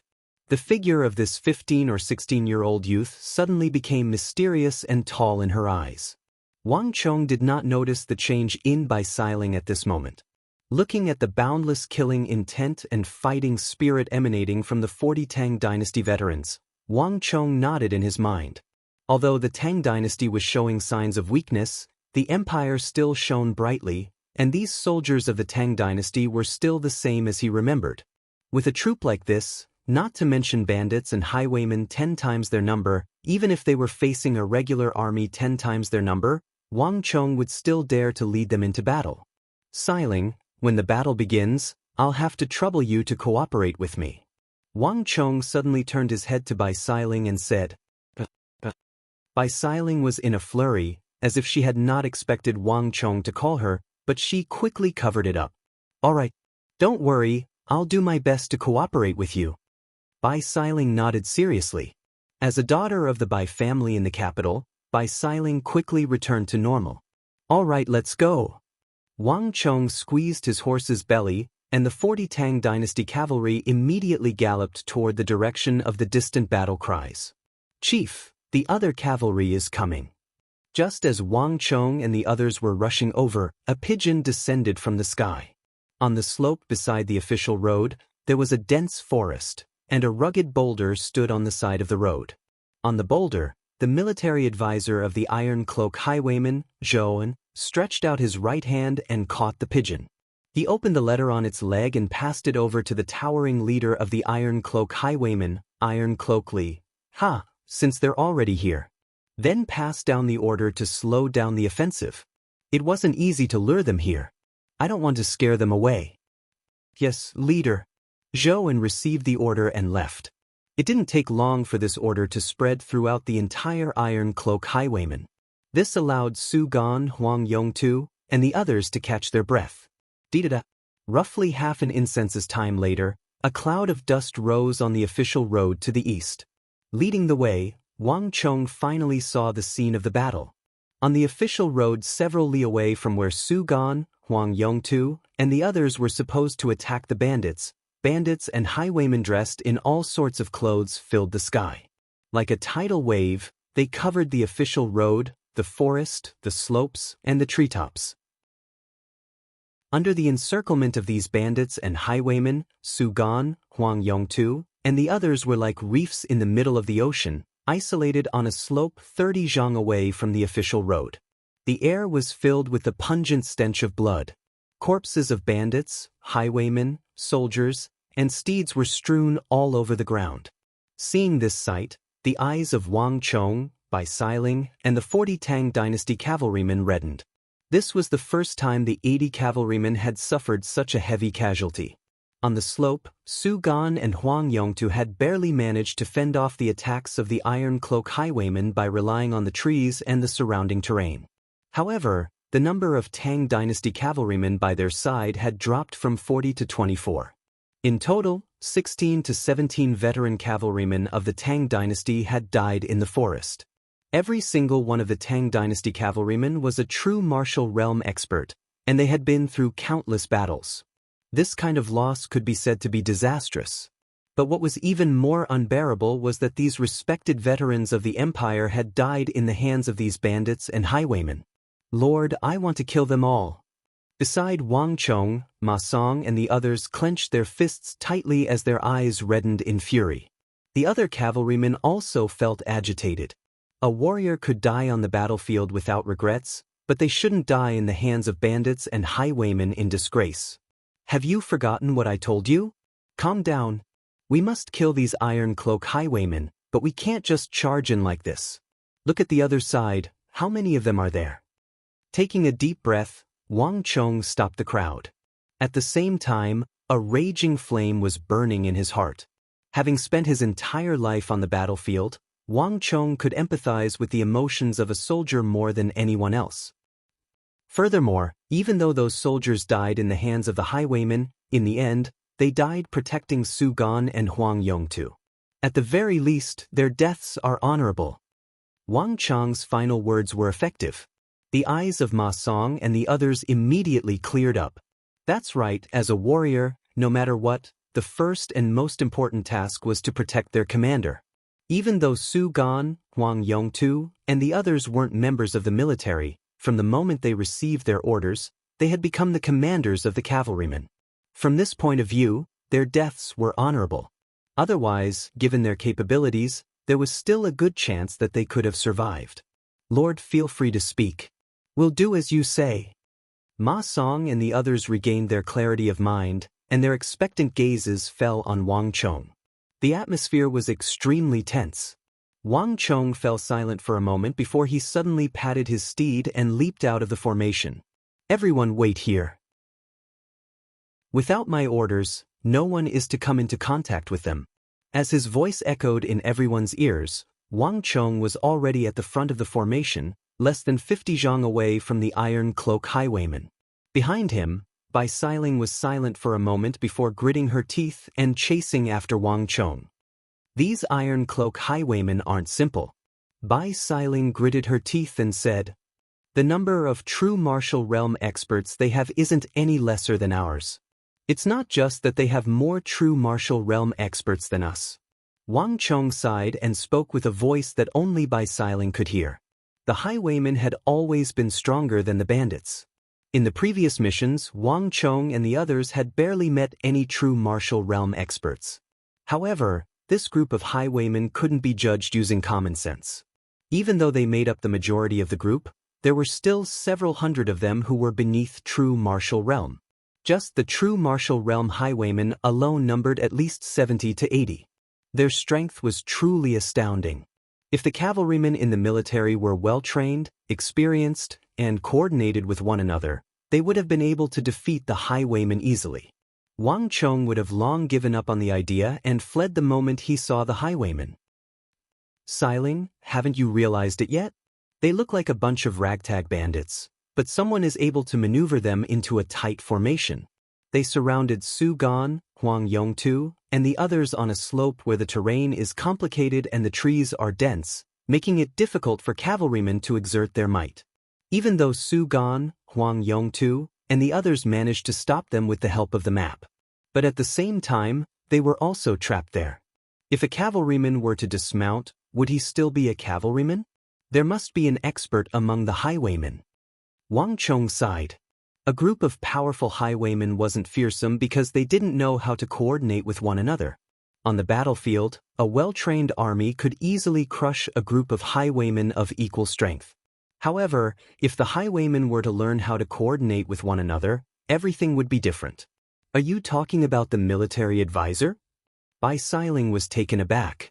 That's not what I'm worried about. Didn't you notice? When we arrived here, the battle cries suddenly lessened significantly. Wang Chong said, you mean? Bai Siling was taken aback. Then, as if she had thought of something, her face suddenly paled. Wang Chong nodded, confirming her conjecture. If I'm not mistaken, that person is quite ambitious. The appearance of Wang Chong and Bai Siling didn't just attract the attention of the highwaymen. On the slope, Su Gan, Huang Yongtu, and the others also noticed the commotion. Siling and the others are here. Beneath the tree, Huang Yongtu propped himself up and looked at the army on the main road with trembling agitatedly. It had only been a few hours, But Huang Yongtu had never felt this long in his life. For a moment, he was on the verge of despair. There was no way the 40 Tang Dynasty cavalrymen would be able to fend off 700 highwaymen and highwaymen. Huang Yongtu was only hanging on by his will to survive. Never had Huang Yongtu thought that it would be Wang Chong and Bai Siling who would come to his rescue in his moment of despair. He opened his mouth, wanting to call out Wang Chong's name. But at this moment, he awkwardly realized that even though they had been traveling together for so long, he still didn't know Wang Chong's name. It's useless, they won't be able to reach us. Just as Huang Yongtu was getting excited, a basin of cold water suddenly splashed over him. Lieutenant Zhang Lin's chest was heaving up and down, and his face was pale. Due to overexertion, he looked extremely feeble. On the other hand, his body was already riddled with wounds due to the intense battle, and fresh blood had already dyed his body red. Even though Su Gan and Huang Yongtu were the leaders of the group in name, the true leader was actually Zhang Lin. He was the one who had single-handedly fended off the enemy's relentless assault and saved Su Gan and Huang Yongtu. But at the same time, his injuries were far more severe than anyone else's. At this moment, Zhang Lin had no idea how much longer he could hold on. It was the duty of a soldier to follow orders, and the only thing driving Zhang Lin to persevere on was to ensure that Su Gan and Huang Yongtu were safe. On top of that, he couldn't allow himself to be humiliated and die under the blades of a highwayman. This was Zhang Lin's conviction. Lieutenant Zhang is right, there are too many of them. We aren't a match for them at all. Even if Siling and the others were to join us, it would still be the same. Besides, the leader of the highwaymen hasn't made a move yet, and you've seen how fearsome he is. There's no way he will allow us to escape. Siling and the others are just sending themselves to their deaths. Chapter 342. As the leader of this operation, Su Gan had 20 cavalrymen protecting him with their lives. But even so, he had still sustained severe injuries. The current Su Gan was no longer as competitive as he used to be. At this point, he could only hope that Wang Chong and the others wouldn't fall into the same trap as them. Bullshit. Siling and the others are our only hope at the moment. Do you all wish to die? You may wish to die, but I don't. Siling. Huang Yongtu abruptly leaped into the air and beckoned to Wang Chong and Bai Siling. He had long forgotten that Bai Siling was still a fickle and traitorous slut in his eyes. Haha, pass down my orders. No one is to shoot arrows. Let him shout. No one is to stop him. At the back of the formation, Iron Cloak Li roared with laughter. Yes, Chief. Wait a moment, don't make it too obvious.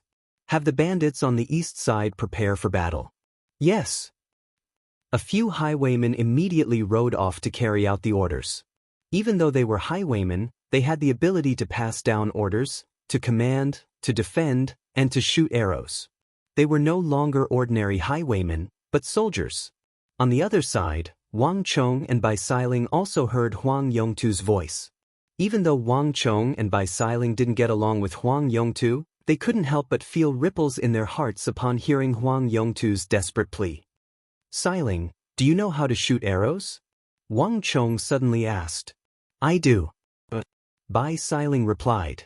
For the moment, she couldn't fathom Wang Chong's intentions. Shoot an arrow for me and bring something over. Wang Chong said calmly. His gaze swept across the Iron Cloak highwaymen before him, and he had a rough idea of what to do. What Su Gan and Huang Yongtu need right now is to stabilize the morale of their troops. On top of that, after fighting for so long, they have suffered quite a few casualties. Even Su Gan and Zhang Lin are injured. We need to replenish them with healing pills. Understood. Bai Siling looked at the youth beside her, who was younger than her, and her beautiful eyes flashed with a trace of admiration. Bai Siling felt an indescribable admiration for this young man who had always been secretive and never even mentioned his background, yet had the white-hoofed shadow, the royal steed of the white-hoofed shadow. No matter what problem or predicament he encountered, he always seemed to have a solution, always had his own ideas, and never panicked. There was always a calming power in him. Following such a person, even if they were in prison, they couldn't help but forget. This young man possessed a strength that others could rely on and trust in. "Bring me the arrow." Bai Xiling waved her hand, and soon, someone handed over a big iron bow. In the Bai family, Bai Xiling was one of the few people who dabbled in archery, and her cultivation was very high. Wang Chong had asked the right person. The army had simple charcoal pens for writing envelopes, which were used in emergencies. Using the unit of measurement, every 10 soldiers would have one of these things. Wang Chong tore a piece of cloth and swiftly wrote a few lines of words on it. Then he passed all of the recovery pills he had on him to Bai Xiling. Boom! In the next moment, Bai Xiling drew her bow and shot Wang Chong's letter along with the recovery pills. The arrow traversed a distance of 100 zhang and struck the tree behind Huang Yongtu. The white feather of the arrow trembled in the air. Bastards! Aren't these fellows being too arrogant? 500 feet away, a savage-looking bandit could not help but spit fiercely on the ground when he saw this scene and cursed. Even though the military advisor and leader had ordered them not to touch them for the time being, these fellows were being too arrogant. However, these fellows were too arrogant, treating them as if they were nothing. We have so many people on our side, why should we be afraid of them? A spit from each of us is more than enough to drown them. Isn't the military advisor being a little too cautious? Indeed. They're just 2 kids who are still wet behind the ears. How can they be leaders? Brothers, take them down. Kill the men and have fun with the women. A commotion immediately broke out among the bandits. Mountain bandits and bandits had always been free, undisciplined, and lawless people. If they were facing a powerful enemy, they might still obey the orders of Iron Cloak Li and the others. But now Wang Chong and the others only had a few dozen of them, and they were led by 2 kids. For a moment, the bandits had forgotten about the might of Wang Chong and the others when they wiped out the bandits, and they were itching to make a move. "Chief, the brothers of the bandits who just joined us are starting to get restless." A valiant-looking highwayman suddenly pointed to the distance and said, "They forgot about the orders we gave earlier. Should we go over and restrain them?" "There's no need for that." The one who said those words wasn't Iron Cloak Li but the military advisor Zhou, and let them be. They won't learn to be obedient if they don't suffer some losses. If some of them die, they will be more obedient. At the same time, we can also test the strength of this group of soldiers and consume some of their strength. Zhou said emotionlessly as he stroked his beard. According to the intelligence they had received, there was a group of soldiers who were well versed in the means of bandits, and none of the bandits were able to escape from them. The group on the slope clearly wasn't as formidable, and there was nothing special about them. From the looks of it, it could only be the group on the other side. The highwayman hesitated for a moment before turning to look at Iron Cloak Li. Iron Cloak Li's face remained impassive, and he simply nodded slightly. Understanding the other party's intentions, the highwayman fell silent. Based on the intentions of Zhou and the military advisor, they intended to let the Eastern highwayman have a taste of Wang Chong's skills. However, things didn't develop as they expected. "Xiling, it seems like they have a problem with that arrow of yours?" Wang Chong immediately sensed the restlessness of the bandits. "But, are you going to surrender?" Bai Xiling chuckled softly. Unknowingly, she had been infected by Wang Chong's mood. In such a precarious situation, it was impossible to laugh. But when she was with Wang Chong, she couldn't help but forget this point. How can that be? Since they want to make a move, we might as well fulfill their wish. There's no need for them to make a move. Let's head over ourselves. Wang Chong smiled. "What do you intend to do?" Bai Xiling rolled her eyes at Wang Chong, and even Wang Chong couldn't help but fall into a daze. "First echelon, step out. Second echelon, get ready." Wang Chong waved his hand, and 5 Tang Dynasty cavalrymen immediately stepped out. Their auras were in sync, and their steps were in sync. They were like unsheathed swords, giving off a feeling of sharpness. "Xiling, I'll have to trouble you to come with us." As Wang Chong spoke, he unsheathed his sword and pointed it at the sky. Rumble. The next moment, like a silver vase breaking, the first echelon of Tang Dynasty cavalrymen, along with Wang Chong and Bai Xiling, roared out like dragons emerging from the sea. Although they were only 7 people, they exuded the aura of an army of thousands. In that instant, it was as if the entire earth was trembling beneath their feet. This was the first time Bai Xiling had seen Wang Chong's troops move out.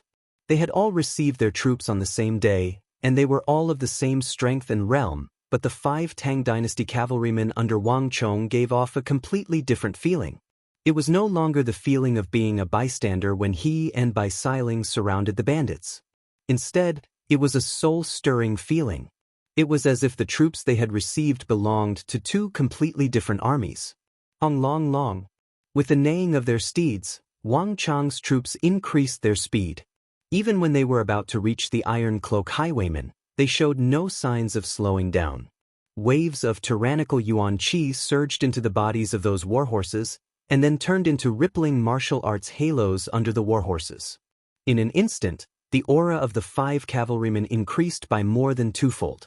The might of a cavalry could only be brought out through a relentless charge. As long as their steeds did not stop, they would be the strongest force on the battlefield. No one could withstand the charge of a cavalry of the same level, and this included the Iron Cloak highwaymen. 1. Seeing that there were only 7 of them, but the great Tang army was still advancing relentlessly without any signs of stopping, the bandits finally fell into disarray. Damn it, do these fellows really think that they can deal with the 600 of us with just the 7 of them? They're committing suicide. Bastards, these fellows are crazy. Careful, careful. Amidst the neighing of Nei's steed, the 7 of them charged right into the midst of the bandits like a bolt of lightning. The furious curses soon turned into chaotic screams and shouts. No one could withstand the charge of 7 true martial realm experts. The combined might of their steeds and their riders was far beyond what these bandits could withstand. Pung ping pung. The hooves of the steeds crushed the bones of the 7 bandits, sending them flying high into the air. Before they could even land on the ground, they were already deader than dead. In just a single clash, the Iron Cloak highwaymen had lost 7 of their men. But this was far from the end. The might of a cavalry didn't just lie in their first charge, but in their relentless charge. Nay. Ugh. Get out of the way. Get out of the way. Be careful. The scene was in chaos. The charge of Wang Chong and the others was only the beginning of the first wave of attacks. In the next moment, spears and swords rained down. The bandits only felt their vision blur, and before they could even react, they'd already been pierced through by the iron spear and perished. The mountain bandits who lived in the mountains and robbed the passing merchants were no match for the well-trained and battle-hardened regular soldiers. A single cavalryman might not amount to much, and the threat they posed to the mountain bandits was rather limited. However, when 2, 3, 4, 5. When a group of cavalrymen appeared and coordinated with each other, no bandits who only knew how to fight one-on-one would be able to stand against them. Poo piu piu. The metal spears were as dense as rain, stabbing out like poisonous dragons, throwing the surrounding bandits into the air. The cold light that flickered in the air was like the scythe of the god of death, taking away one life after another. Blood sprayed in the air, and miserable screams rang out one after another. The bandits who were still clamoring madly a moment ago had suddenly become prey for the 7 of them. In just a short period of time, more than 20 bandits had died in the first wave of attacks from the 7 of them. On the other hand, not a single person on Wang Chong's side was injured. This was the might of the Tang Dynasty's cavalry. Chapter 343. Kill them. Kill them. Don't let those fellows get away. We have the advantage in numbers, we'll crush them to death. Kill. On the official road to the east, although the bandits had lost more than 20 people in an instant, the continuous deaths had also aroused the viciousness in the hearts of the bandits. If Wang Chong's group had hundreds or even thousands of men, the bandits might still be fearful. However, there were only 7 of them. No matter how many men they had, it was impossible for them to stand against the 600 to 700 of them. In an instant, hundreds of bandits swarmed over from all directions, reducing the space that Wang Chong's group could operate in. Even if they had to exhaust Wang Chong's group to death. What should we do? Amidst the dense crowd, Bai Xiling turned to look at Wang Chong. Her sword moved swiftly, and the war steed beneath her feet pulsed with halos, sending the surrounding bandits flying. Bai Xiling was a true martial realm expert, and her strength was on par with Marchioness Yi and Wang Zhuyan. However, even she felt the pressure from such a dense encirclement. Her smooth forehead was filled with sweat, and her stamina and origin energy had been greatly depleted. Don't panic, Wang Chong said calmly as he observed the movements in the surroundings. Of the group of 7, his cultivation realm was the lowest, still at origin energy realm. But in this chaotic battle, Wang Chong had an easier time dealing with the situation than Bai Xiling. This was the environment of the battlefield, and Wang Chong's bloodline and bones had long gotten used to being surrounded by enemies. Furthermore, it wasn't as if he couldn't make use of the chaos. At the very least, Wang Chong's sword chi of life slaying became even more difficult to defend against in this environment. Index finger, middle finger, ring finger. Wang Chong's 10 fingers moved in turns. Strands of extremely dense sword chi crisscrossed the air, constantly shooting out and shooting into the forehead, neck, and heart of the bandits. Moreover, there were many times when Wang Chong's sword chi was clearly aimed at a single bandit, but in the next moment, these sword chi as thick as a finger would pass over that bandit's shoulder and shoot into the body of another bandit 10 meters away. This kind of pointing and attacking made Wang Chong's lethality increase exponentially. Among the 7 of them, in terms of the number of kills, perhaps only Bai Xiling, who was the strongest and had the highest realm, could compare with him. Almost there. Wang Chong kept his eyes and ears open, sensing the situation of the bandits surrounding him. When he felt that the situation was about right, Wang Chong sat on the back of his horse and clenched his right hand into a fist. He raised it up high, leaving only his thumb sticking out and pointing it at the sky. Boom! Just when the bandits were about to drag Wang Chong's group into the sea of people and completely surround them, the 5 cavalrymen of the second echelon suddenly leaped out from the rear of the formation. It was as if a mountain had collapsed. Boom! They covered a distance of 50 zhang in a single leap. The 5 cavalrymen of the second echelon were like 5 sharp blades, charging into the sea of bandits with an unstoppable momentum. The same thing happened once more. Before the charging cavalrymen, one bandit after another was knocked into the air, sent flying by the true martial halo. The steel cavalry's speed could no longer be measured by their own cultivation realm and strength. Under their high-speed charge, their strength had increased by at least 3 realms.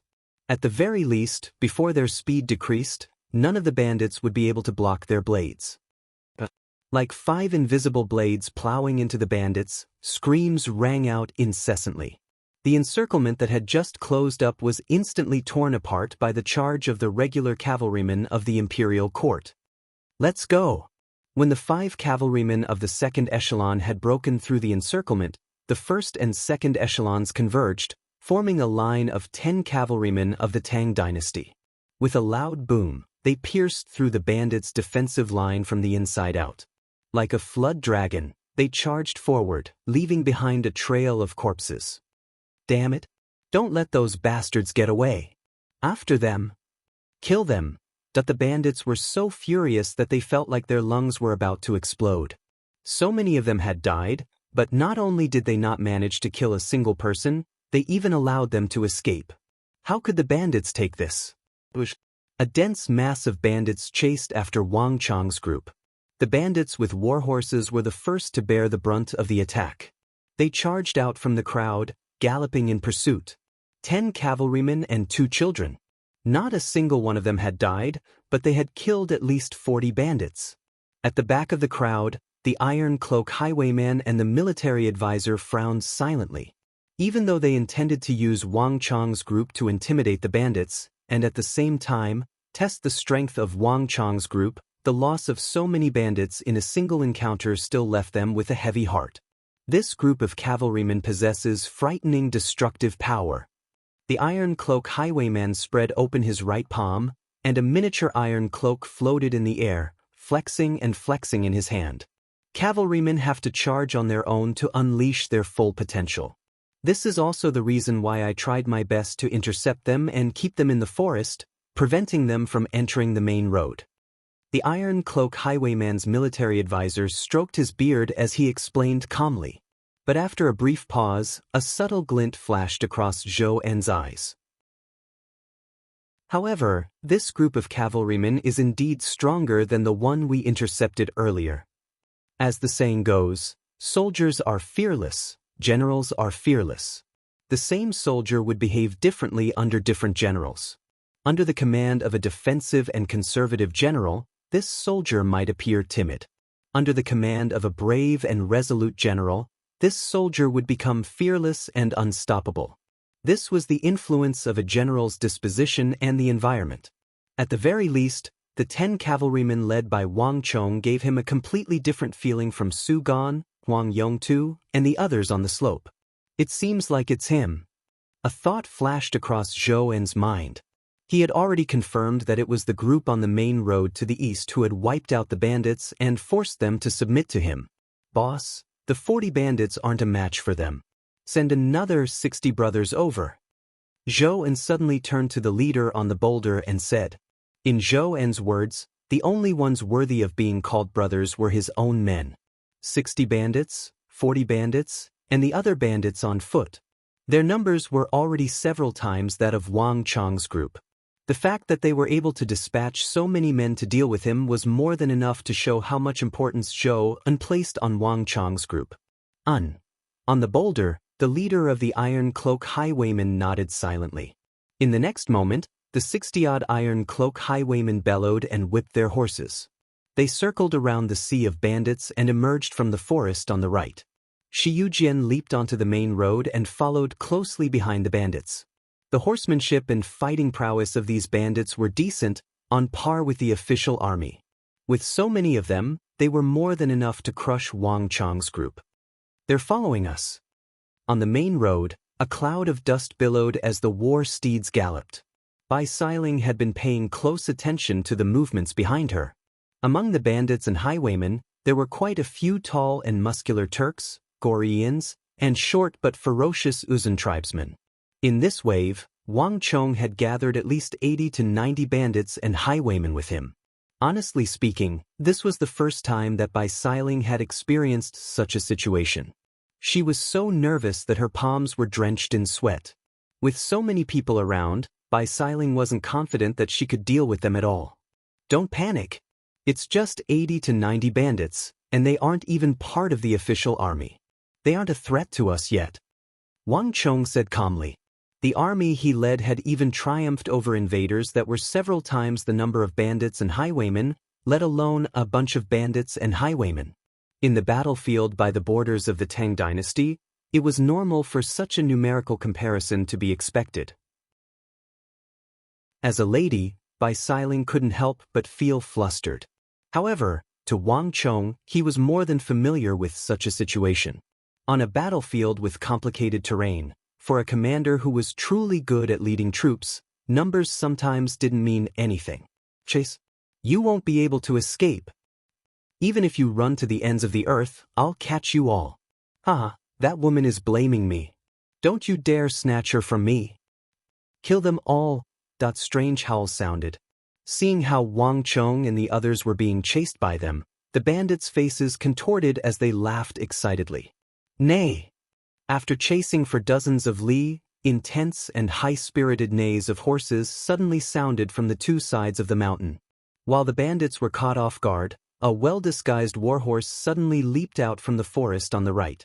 With lightning speed, it charged into the most vulnerable area between the 40 bandits and the 60 highwaymen. Rumble! Riding on the terrain, the horse charged down the slope. Its speed and momentum were even more terrifying than charging on flat ground. What kind of tiger was the scariest? The tiger that descended the mountain was the scariest. Similarly, what kind of cavalry was the scariest? The cavalry that charged down the slope was the scariest. That kind of momentum was like an avalanche, unstoppable and unstoppable. Rumble! Before the dozens of bandits and highwaymen could react, they were hit by the cavalry that Wang Chong had set up on the slope. Shrill screams pierced through the air. The long line was instantly pierced through. At least 30 bandits and highwaymen were caught off guard and died under the charge and thrust of the iron spears of the 10 Tang Dynasty cavalry. The originally orderly team was instantly thrown into chaos. Now's the time. Counterattack.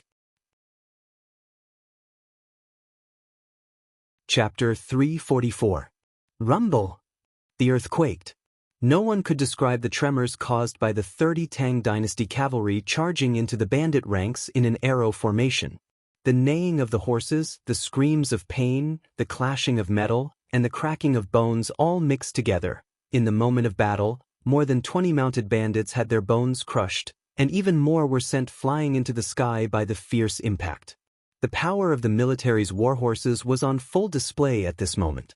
Whether it was the sturdiness of their bones, tenacity, or strength, the warhorses of the military far surpassed the tamed horses these bandits and highwaymen could casually get.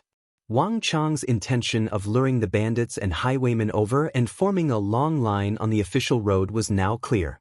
Although the power of the cavalry was greater in open terrain, this was only a small group of cavalry.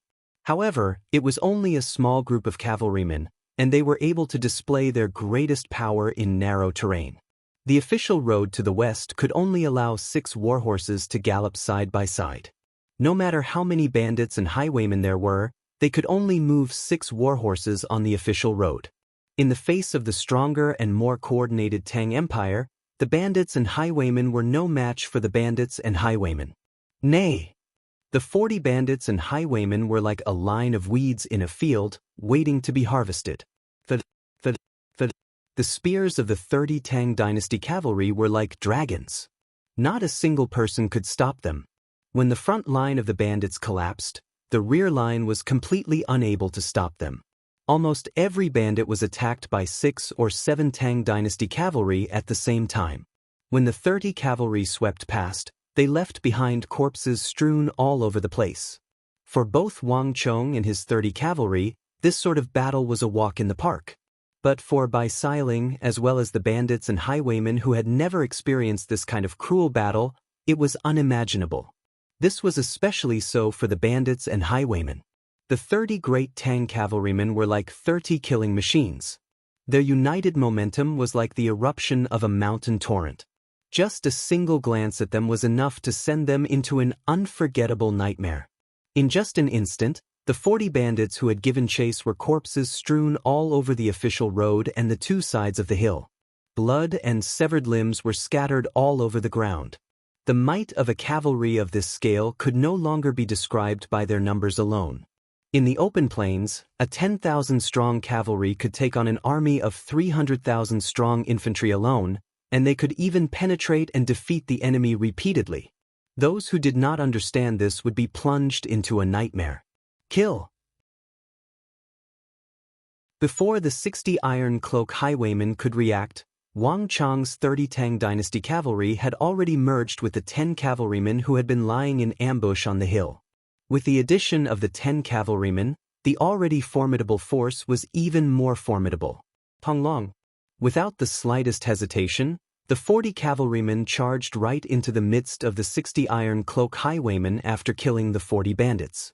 In just a few breaths' time, the entire process had been completed. Steeds collided with steeds, spears clashed with blades, and the same scene repeated itself once more. The strength of the Iron Cloak highwaymen surpassed that of the bandits, and in fact, they were on par with the regular army of the Tang Dynasty. But in an intense battlefield where 2 armies were clashing with one another, this word meant the difference between the heavens and the earth. Boom! One warhorse after another was thrown into the air by the ferocious collisions. Both the rider and the horse flew several meters into the air as if they were weightless. But before they could land, spears after spear darted through the air like dragonflies, piercing into the formation behind them. Blood splattered like a fountain under the sunlight. Along with the blood, the bandits of the Iron Cloak highwaymen could be seen splattering as well.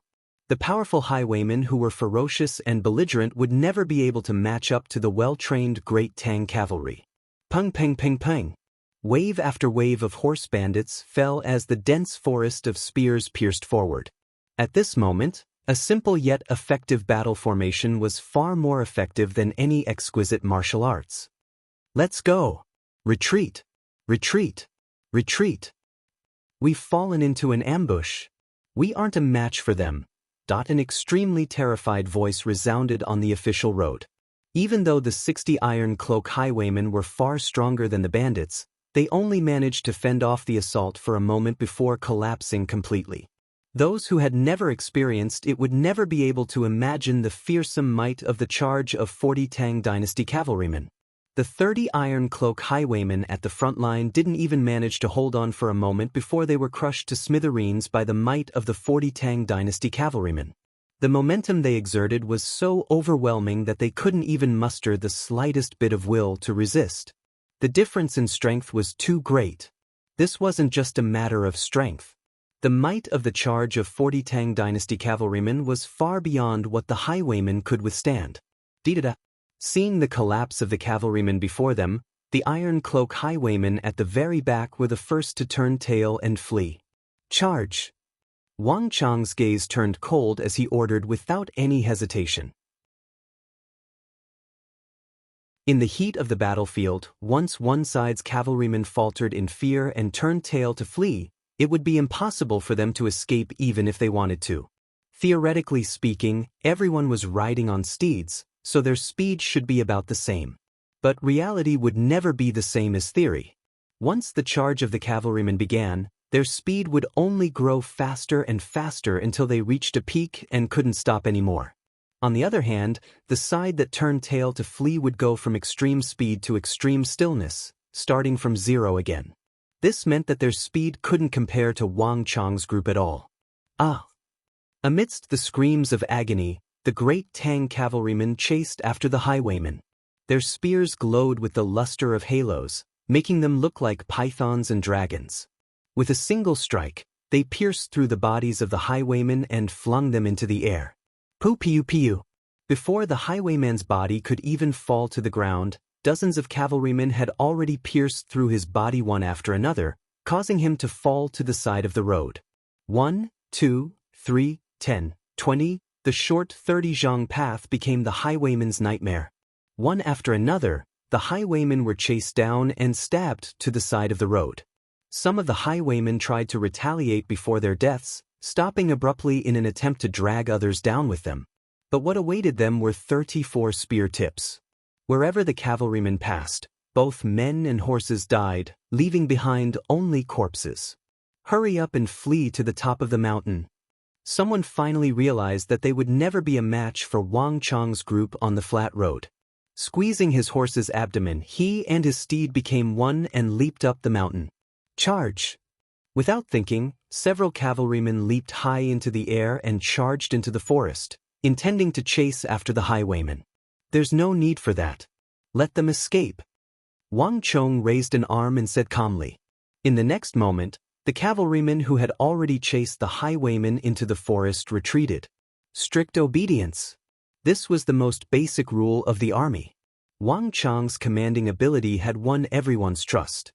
From this moment onwards, they had completely regarded him as their leader, not just because of the imperial court's orders. Don't chase a cornered enemy. They're just a few highwaymen, nothing to worry about. Let them go. Wang Chong pulled on the reins and sat on the back of his steed as he said calmly.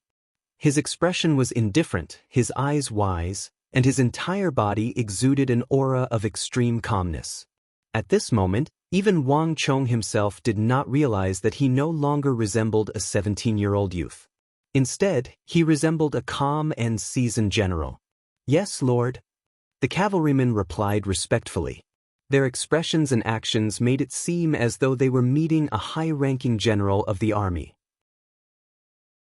At the same time, everyone suddenly realized that the battle had ended. Other than the few highwaymen who had escaped, the rest of the bandits and highwaymen had been wiped out. The several hundred zhang long official road was filled with the corpses of bandits and highwaymen. There were Turks, Uzan, Gogurians, Abbasid Caliphate, and Karak Spazu. Their corpses were piled up into a small mountain. Fresh blood flowed from the corpses, dyeing the ground crimson. Severed limbs, dismembered arms, intestines, and fresh blood were everywhere. The air was filled with the pungent stench of blood. Bai Xiling hadn't noticed it earlier, but now that the battle was over, she couldn't help but vomit. Even though she was known to be a valiant figure on par with the likes of Marchioness Yi and Wang Zhuyen, she was still a lady. She had never seen such a cruel sight before. Bai Xiling's body convulsed, and the moment she vomited, she found it hard to stop. Furthermore, the pungent stench of blood in the air made it even more unbearable for her. Hua! Dismounting from her steed, Bai Xiling rushed to the side of the official road and vomited violently. All of the food she had eaten over the past few days, along with her yellow bile, came gushing out. She even vomited to the point that tears were flowing down her face. This should be your first time, right? You'll get used to it soon. A voice sounded behind her. Wang Chong had unknowingly dismounted from his steed and walked over. No matter how valiant a lady was, there was still a weak side to her. This was the first time Wang Chong had seen Bai Xiling vomiting. How did you do it? Bai Xiling tried her best to suppress the urge to vomit, but the moment her hands touched the ground, another mouthful of bile gushed out. What? Wang Chong was taken aback. How did you do it? Why aren't you vomiting? Kneeling on the ground, Bai Xiling asked. Wang Chong was taken aback, and a dazed look appeared on his face. It was normal for an ordinary person to vomit the first time they killed someone. Did he really not know how to do it? Of course he knew how to do it. Just that it wasn't now. Chapter 345. In his previous life, he had never even killed a chicken, needless to say, a human. But humans change. Life shaped a person, and it also changed a person. In his previous life, when he caught the eye of a few seniors in the military and was promoted, Wang Chong killed for the first time in his life. Looking at the red and white blood flowing out, Wang Chong vomited even more violently than Bai Xiling did. But when his comrades fell one after another, and the familiar land of the 9 continents burned to ashes, Wang Chong never vomited again. After vomiting out all of his weakness, all that was left in Wang Chong's heart was determination. But these were things that Wang Chong wouldn't tell Bai Xiling. Compared to the mission on his shoulders and the predicament he was in, all of his personal pride and disgrace, gains and losses, and even his feelings and fears, were insignificant. Xiling, it's not that I won't vomit like you, but there are some things that are more important than these severed limbs that you see. If we can't find a way to defeat those highwaymen and bandits, the ones lying on this road would be us, Su Gan, and Huang Yongtu's corpses. Wang Chong said slowly as he looked at Bai Xiling's back. Bai Xiling was taken aback for a moment before she slowly raised her head to look at the determined face of the young man behind her. For some reason, Bai Xiling suddenly felt an indescribable sense of attraction from the young man behind her. In that instant, even the disgust in her heart subsided. Let's go, time waits for no one. Su Gan, Huang Yongtu, and the others are still waiting for us. Standing behind Bai Xiling, Wang Chong stretched out his hand and said. Bai Xiling subconsciously reached out a hand and grabbed Wang Chong's palm. She felt a sense of security and dependence that she had never felt before. In a trance, Bai Xiling had forgotten that this lofty and indifferent youth in front of her was actually much younger than her. Go! With a flick of the whip, the 40 Tang Dynasty cavalrymen, along with Wang Chong and Bai Xiling, charged toward the Iron Cloak highwayman leader. This is bad. This is bad. On the right side of the mountain path, 2 stallions suddenly emerged from the forest, and 2 bandits leaped down from the backs of their steeds. Frightened out of their wits, they kneeled before Iron Cloak Li. My brother was killed. Speak clearly. How many people were killed? Where are the others? Standing on the boulder, Iron Cloak Li said with a livid face. Other than the 2 of us, all of our brothers were killed. The 2 Iron Cloak highwaymen trembled in fear as they replied. To the east of Longxi, the Iron Cloak highwaymen were known for their ferocity and fearlessness. But in that short instant, they were truly terrified.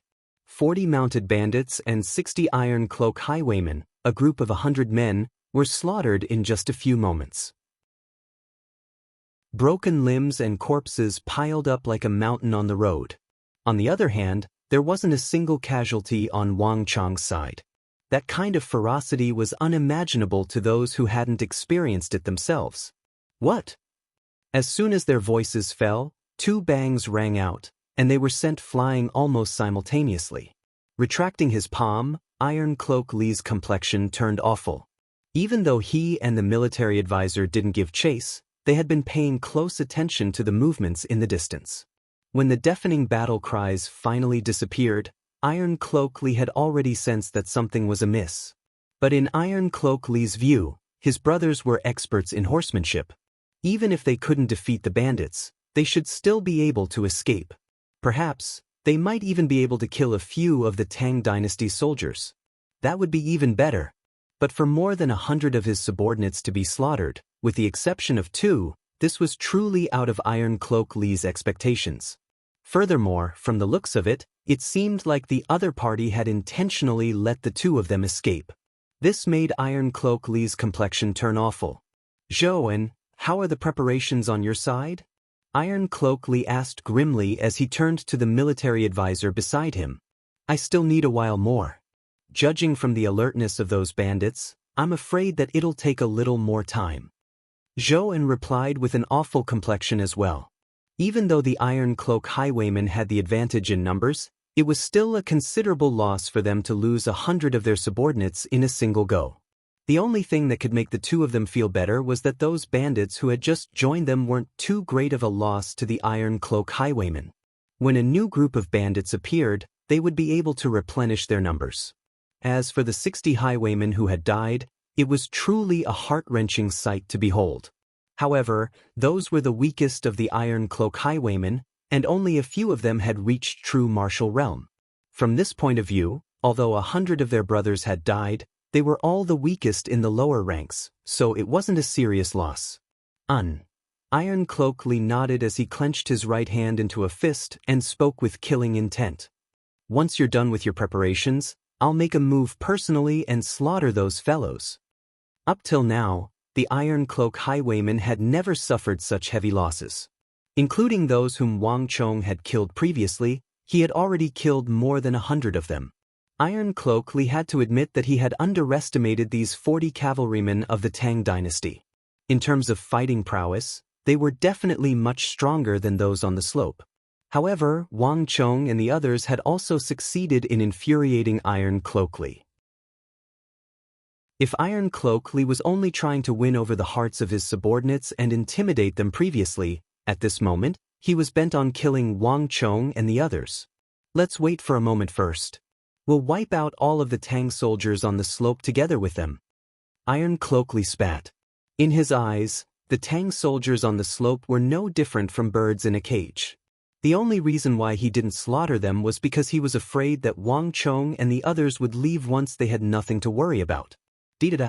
Just as he was fuming with rage, the sound of galloping could be heard from afar, accompanied by a cloud of dust. Turning around a corner, Wang Chong led the way with Bai Siling on his right.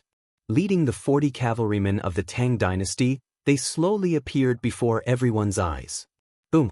When Wang Chong appeared with the 40 cavalrymen, a deafening cheer suddenly sounded from the slope. Zhang Lin, Su Gan, Huang Yongtu, and the other cavalrymen of the Tang Dynasty all stood up in agitation. Regardless of the conflicts they had previously, at this moment, Wang Chong's appearance had filled them with unprecedented hope. Unbelievable! He really did it. They really killed more than 100 bandits and highwaymen. Not a single one of them was missing. The crowd was excited. When more than 100 people went out and only 2 returned, the crowd already knew the result. But who could have thought that not a single one of the 40 cavalrymen would die? Unbelievable! How did that lad do it? Looking at Wang Chong and the 40 cavalrymen of the Tang Dynasty, Su Gan and Huang Yongtu muttered in astonishment. They were veterans who had fought against the highwaymen and highwaymen. Just like that, more than a dozen veterans of the Tang Dynasty were slumbering in this place. But despite dragging more than 100 highwaymen and bandits out, Wang Chong still managed to annihilate all of them while coming out unscathed. This result was simply like a miracle. Su Gan and Huang Yongtu knew that it was impossible for them to achieve such a feat. This was the first time that they were deeply impressed by the strength that Wang Chong had displayed. "Lad, report your name. Who in the world are you?" A loud voice came from the back of the densely packed bandits and horse bandits. The crowd stirred and parted like a wave, creating a straight path on its own. Behind this path was a massive boulder, and standing on top of it was the leader of the Iron Cloak Highwaymen, Iron Cloak Li. That 8-foot-tall figure, even separated by layers of space, still gave people a strong sense of oppression. As soon as Wang Chong appeared, Iron Cloak Li's gaze immediately fell on Wang Chong. Hundreds of gazes were directed at Wang Chong from all directions. Even Zhang Lin, Su Gan, and the others, who were hiding behind a makeshift shelter, were paying close attention to Wang Chong as well. The atmosphere was unprecedentedly grave and somber. Wang Chong urged his steed forward. Facing the hundreds of gazes, Wang Chong showed no fear at all. "Iron Cloak Highwayman, you sure are gutsy to dare attack the army of the royal court. Do you know the consequences of making an enemy out of the royal court?" Paying no heed to Iron Cloak Li, who was standing on top of the boulder, Wang Chong swept his gaze across the surrounding highwaymen. "What a joke! You have already come knocking on our door. Wherever you went, you left no one alive. Who knows how many bandits died in your hands? Are we not allowed to retaliate? Officials can kill bandits, and naturally, bandits can kill officials as well." Iron Cloak Li sneered furiously as an unruly aura emanated from him.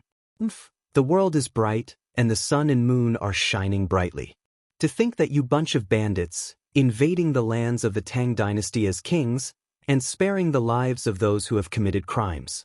The imperial army suppresses the bandits, pacifies the people. This is a righteous act. It is a reasonable act. Are we supposed to allow you bunch of bandits to wreak havoc in the world? You should know the strength of the royal court. With just 40 of us, we can easily wipe out 100 of you without suffering any injuries. When the true army of the royal court appears, you should know what will happen to you. I advise you to make use of this opportunity to repent and turn over a new leaf. There's still time." Wang Chong's gaze was as sharp as a bolt of lightning. Coupled with the feat he had just accomplished, his gaze exerted immense pressure on everyone. For a moment, the entire area fell silent. Chapter 346. Gongzi sure has a sharp tongue. However, if we were afraid of the laws of the royal court, we wouldn't have become bandits. Since this is our livelihood, it goes without saying that our heads are already hanging by our belts. Do you think that we will fear the imperial army? Besides, we have already killed the imperial army, and this isn't the first time. Do you think that there's a way out? At the back of the formation, the military advisor of the Iron Cloak Highwayman, Zhou, suddenly spoke up. That young man was simply too imposing. With just a few words, he had managed to lower the morale of his brothers. Zhou knew that if he didn't stop the other party now, something unexpected might really happen. Speaking of which, Gongzi sure is impressive. Despite your young age, you have such a deep understanding of the means of us highwaymen. On top of that, when we make a move, not even the fowls and dogs are spared. Yet, Gongzi killed more than 100 of them without batting an eyelid. Zhou is truly impressed. To think that a place like the capital would have a figure like Gongzi, I'm really surprised. It seems like if Gongzi were to rise to the top in the future, we would have to keep our distance from Gongzi. That fellow sure is formidable. With just a glance, Wang Chong could tell that the military advisor of the Iron Cloak Highwayman had managed to raise the morale of the bandits with just a few words. The eyes that were staring at him were filled with hostility and killing intent. "You must be the military advisor of the Iron Cloak Highwayman, Zhou?" Wang Chong stared at the middle-aged scholar next to Iron Cloak Li, his eyes sharp and unfazed by his aura. A light breeze blew by, causing Wang Chong's robe to flutter. Even the cavalrymen of the Tang dynasty who had followed Wang Chong for a long time had never seen such a powerful aura before. Just how many secrets does that lad have? Bai Xiling looked at Wang Chong's slender back with a peculiar look in her eyes. She had seen many geniuses in Longwei training camp, and she had seen many scions and scions of prestigious clans. However, none of them could match up to the feeling that Wang Chong gave her. General. Bai Xiling racked her brains and finally found a suitable word. The aura that Wang Chong was exuding now was like that of a general on the battlefield who was in charge of the country.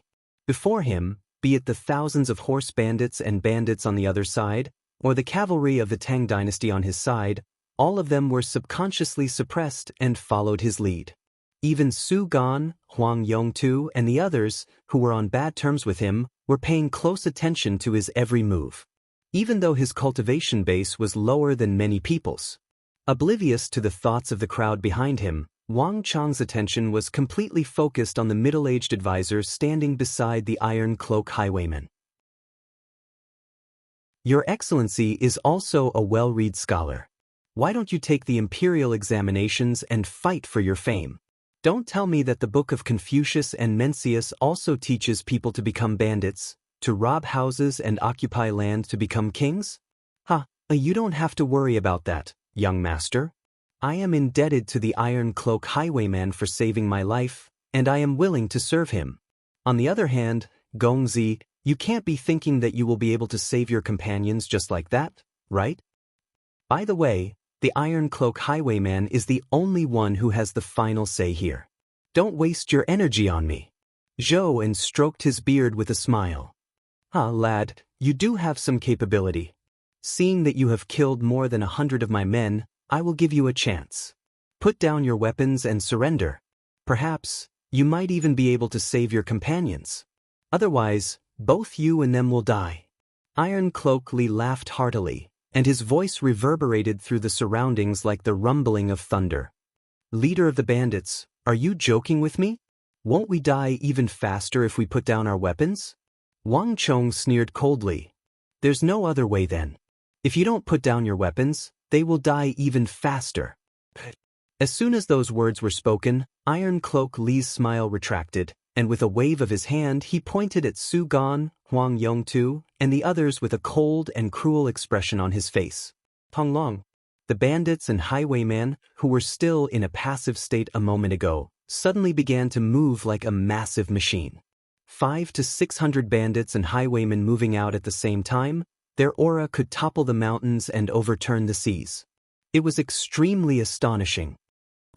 With the highwaymen at the front and highwaymen at the back, they charged right at Su Gan, Huang Yongtu, and the others with the aid of bows and arrows. This is bad. On the slope, the faces of Su Gan, Huang Yongtu, and the others warped in horror. They had just received the pills from Wang Chong and the others, and they hadn't even rested for long when the Iron Cloak highwayman suddenly launched an all-out attack. Get up! Get up! Damn it! Bastard, what are you doing? Put down your weapons. Are you trying to get us killed? Are you insane? If they put down their weapons, we will die even faster. On the slope, Huang Yongtu cursed furiously as he tried to get Wang Chong and the others to put down their weapons. However, what greeted him was Zhang Lin and Su Gan's fury. Huang Yongtu might have been speaking without thinking, but Su Gan and Zhang Lin knew that if Wang Chong and the others were to put down their weapons, there would be no hope left. Everyone was going to die. Hurry up and prepare the defenses. Don't let them get close. If we can't hold them, we can break out at any moment. Zhang Lin hurriedly issued the command. The 26 true martial realm cavalrymen of the Tang dynasty were still able to hold on for some time. What should we do? Bai Xiling subconsciously turned to look at Wang Chong. The Iron Cloak highwayman's sudden assault on Su Gan and Huang Yongtu had thrown the crowd on the main road into chaos. Don't panic. Everyone listen to my command. Charge. Don't hold back, charge. Wang Chong swiftly analyzed the situation before Bai Xiling, and before Bai Xiling's astonished gaze, Wang Chong waved his hands grandly and led the 40 Tang dynasty cavalrymen into the midst of the Iron Cloak highwaymen. Kill! Kill! Carrying the momentum of killing 100 bandits and highwaymen, the 40 Tang dynasty cavalrymen charged into the midst of the Iron Cloak highwaymen like ferocious beasts. The speed of the charge was far faster than the speed of the Iron Cloak highwaymen. Before the first wave of bandits could even reach Su Gan and Huang Yongtu, The steeds of Wang Chong and the others had already charged into the midst of the Iron Cloak highwayman like a sledgehammer. The same sight repeated itself once more. Panglong. Amidst shrill, panicked, and terrified screams, dozens of mountain bandits and horse bandits were thrown high into the air by the impact of the warhorse's charge as if they were weightless. Pu piu piu piu. A dense formation of spears pierced through the air, and in the blink of an eye, a large group of bandits and highwaymen fell to the ground. The halos connected with one another, and the forest of spears turned into a tidal wave. Before the charging Tang army, the bandits and highwaymen were no match for them at all. Get out of the way, get out of the way. Those fellows are attacking us. Hold them back. Get out of the way. Let me through. Save me. Wang Chang's assault was extremely sudden, and the speed of his steed's charge was even more unexpected. Most of the bandits clearly saw it, but they were unable to react in time. In just an instant, the bandits and highwaymen collapsed like weeds, their severed limbs flying all over the place. Relying on their superior strength, the bandits and highwaymen on the east side of the main road collapsed in an instant, and the collapse swiftly spread to the rear. The crowd fell into chaos. The valiance and ferocity of the bandits and highwaymen were nothing in the face of the ruthlessness of the Imperial Army, as well as their machine-like efficiency in harvesting. The bandits and highwaymen screamed as they frantically fled. Panic swiftly spread through the crowd, and it seemed like it was going to spread to the entire army. Bastard! Iron Cloak Li flew into a rage. Before they could make any progress in their assault, Wang Chang's army was already on the verge of crushing the eastern side. Mobilize the archers and aim at the eastern side. Send 100 brothers over to coordinate with the other bandits and exterminate them. Yes. One of the leaders of the Iron Cloak highwaymen quickly carried out the order. Beside the boulder, the military advisor of the Iron Cloak highwaymen couldn't help but smile bitterly. He knew that lad wouldn't be easy to deal with, but only after seeing him for himself did he realize how difficult it was. Under his command, the 40 Tang Dynasty cavalrymen were as ferocious as beasts. The might of their charge even sent some of the bandits and their steeds flying a dozen zhang into the air. This aura was too fearsome. At this rate, if the Iron Cloak highwaymen were to focus on the Tang army on the slope and ignore Wang Chang's group in the east, even if they succeeded, they would suffer heavy losses. We're in trouble. Zhou smiled bitterly. At this moment, he suddenly realized that the Tang army was much more difficult to deal with than he had imagined. Left flank to the left and right flank to the right. Ignore the Tang army on the slope for now and don't enter the main road. The Tang army is the strongest on the main road. Flank them from both sides of the slope.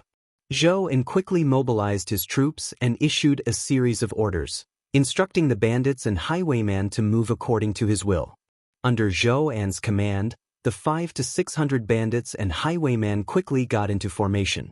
They gave up on the main road and circled around the forest on both sides of the slope, forming a formation that encompassed Wang Chang's group. Zhou's gaze was sharp. In just an instant, he could tell that they weren't a match for Wang Chang's group on the main road.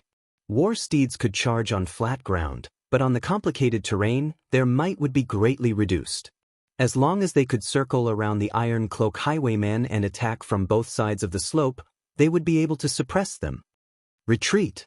Seeing that the Iron Cloak highwayman was about to surround Wang Chang's group, Wang Chong raised his left fist and spread open his fingers. In the next instant, the 20 cavalrymen under Wang Chong split into two groups and charged forward, crushing the eastern formation of the Iron Cloak highwaymen. First, they would cover Bai Siling's retreat before retreating themselves. Seeing that the encirclement was about to be completed, some of the bandits thought that this was an opportunity and charged forward desperately, hoping to delay Wang Chang's group. However, under the charge of Wang Chang's two groups of cavalrymen, they were crushed to smithereens. With a loud neigh, the Iron Cloak highwayman charged out from the main road like a serpent before the encirclement of the Iron Cloak highwayman closed in.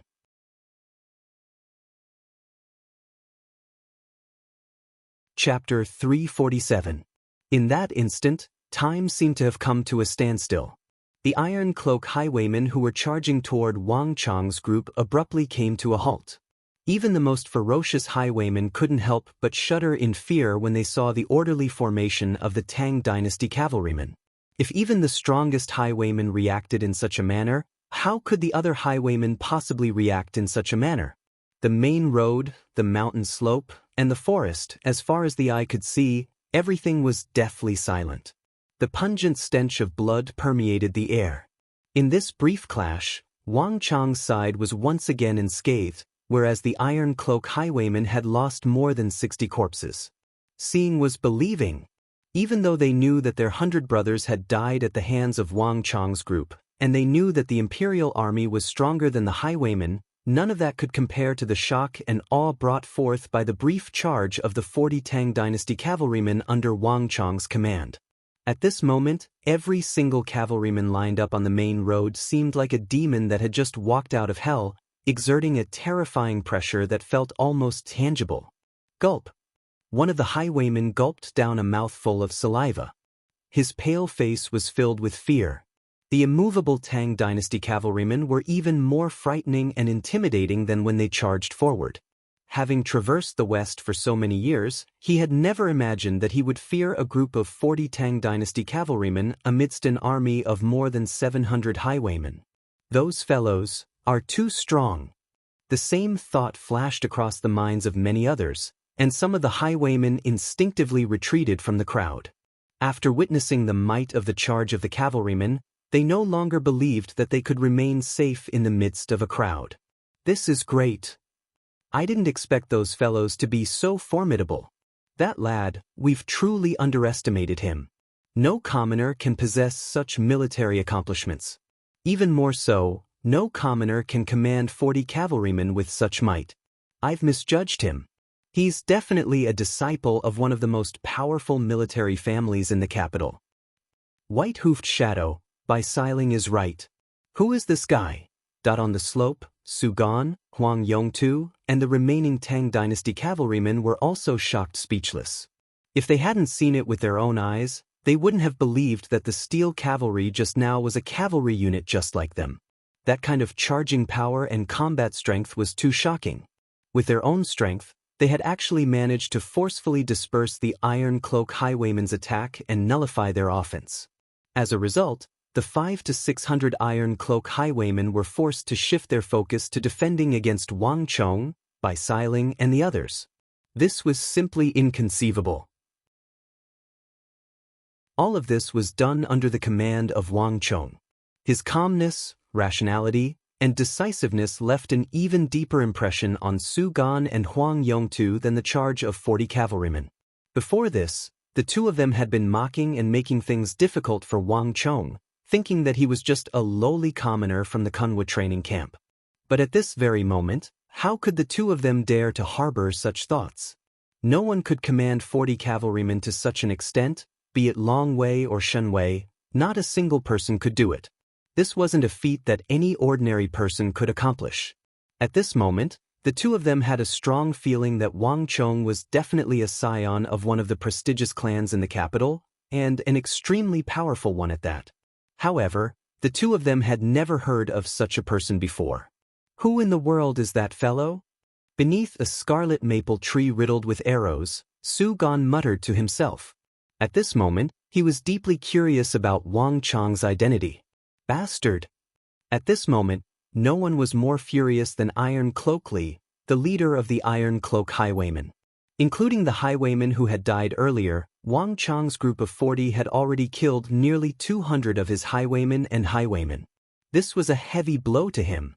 Even though most of the casualties were highwaymen who had defected to his side, it didn't soothe the rage in Iron Cloak Li's heart. Zhouan? How much longer?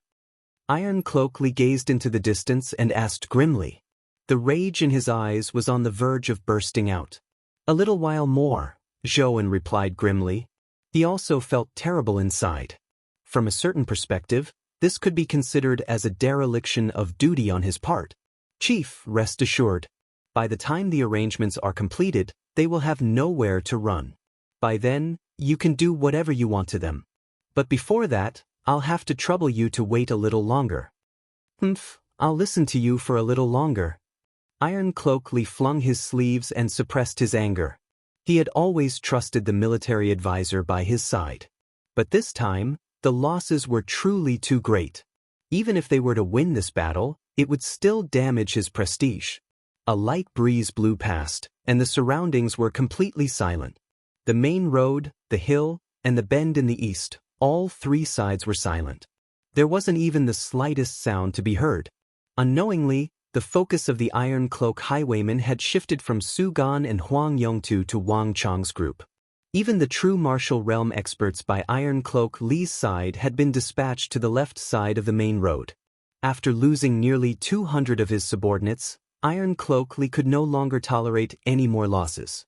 And with nearly 80% of the attacks being diverted to Wang Chang's group, the remaining forces were unable to focus on Su Gan and Huang Yongtu's group. Just like that, the three sides fell into a stalemate. Gugu. After an unknown period of time, a sudden change occurred. Before countless eyes, a white silhouette suddenly appeared in the sky, and a white pigeon suddenly descended from the sky. In an instant, the atmosphere turned bizarre. Bang! The bowstring vibrated, and before the pigeon could even land, an iron arrow shot through the air. Blood sprayed everywhere as the arrow pierced through the pigeon's body.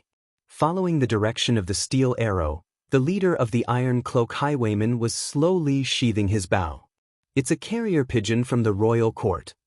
Seeing the golden hoop on the pigeon's right leg, Lieutenant Zhang Lin's expression tensed up. With a flick of his horsewhip, he leaped into the air. Before the pigeon was sent flying by the arrow, he coiled his whip around the pigeon's corpse and pulled it back. The purpose of the Iron Cloak highwaymen was only to prevent the news from being transmitted. Seeing that the carrier pigeon was dead, they didn't make any other moves. Lieutenant Zhang, how is it? Did the carrier pigeon say anything? Su Gan and Huang Yongtu's faces tensed up as they turned their gazes over. Even Wang Chong and Bai Siling turned their gazes over as well. This was the first time they had received a carrier pigeon from the royal court.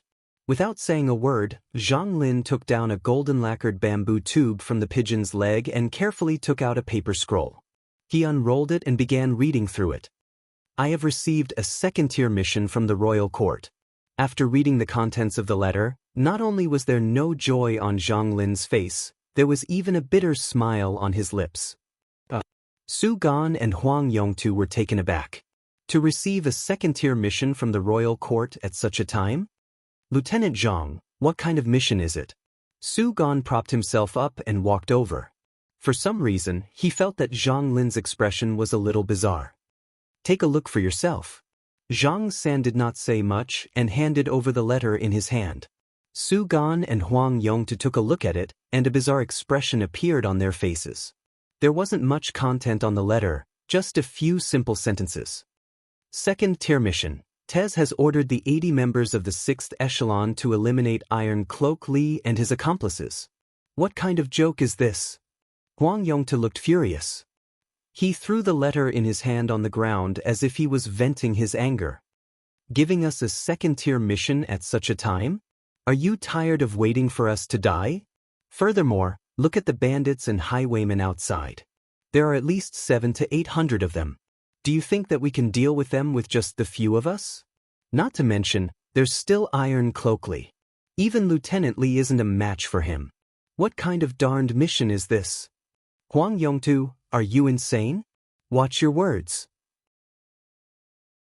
Are you trying to hide from the royal court? Su Gan warned grimly. Damn it, I'm already on the verge of death. Why would I care about such trifles? Huang Yongtu spat with a twisted expression. No one knew how long they could hold on. Sitting in the small fortification on the hillside, it seemed that they were temporarily safe, but no one knew when they would be smashed into pieces and turned into dust.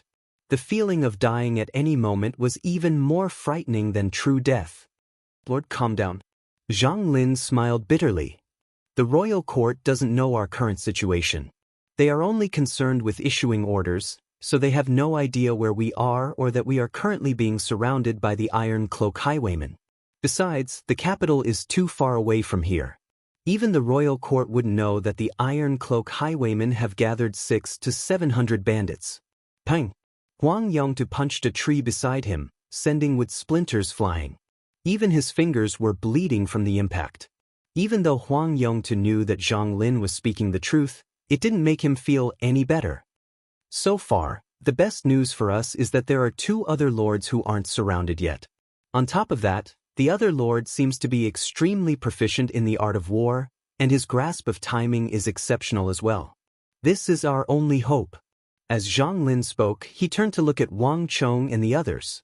It had been some time since he had received the 80 cavalrymen, but to be honest, the men and steeds hadn't changed at all. The only difference was that the commander had changed, but the disposition and authority of the 40 cavalrymen were vastly different from when he was leading them. Even their fighting prowess was on a completely different level. This was the change brought about by a wise commander.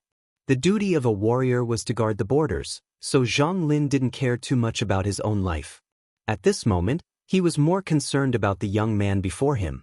With this kind of military training, he would definitely become a great general who could rule over an entire region in the future if he were to be further tempered on the battlefield of the empire.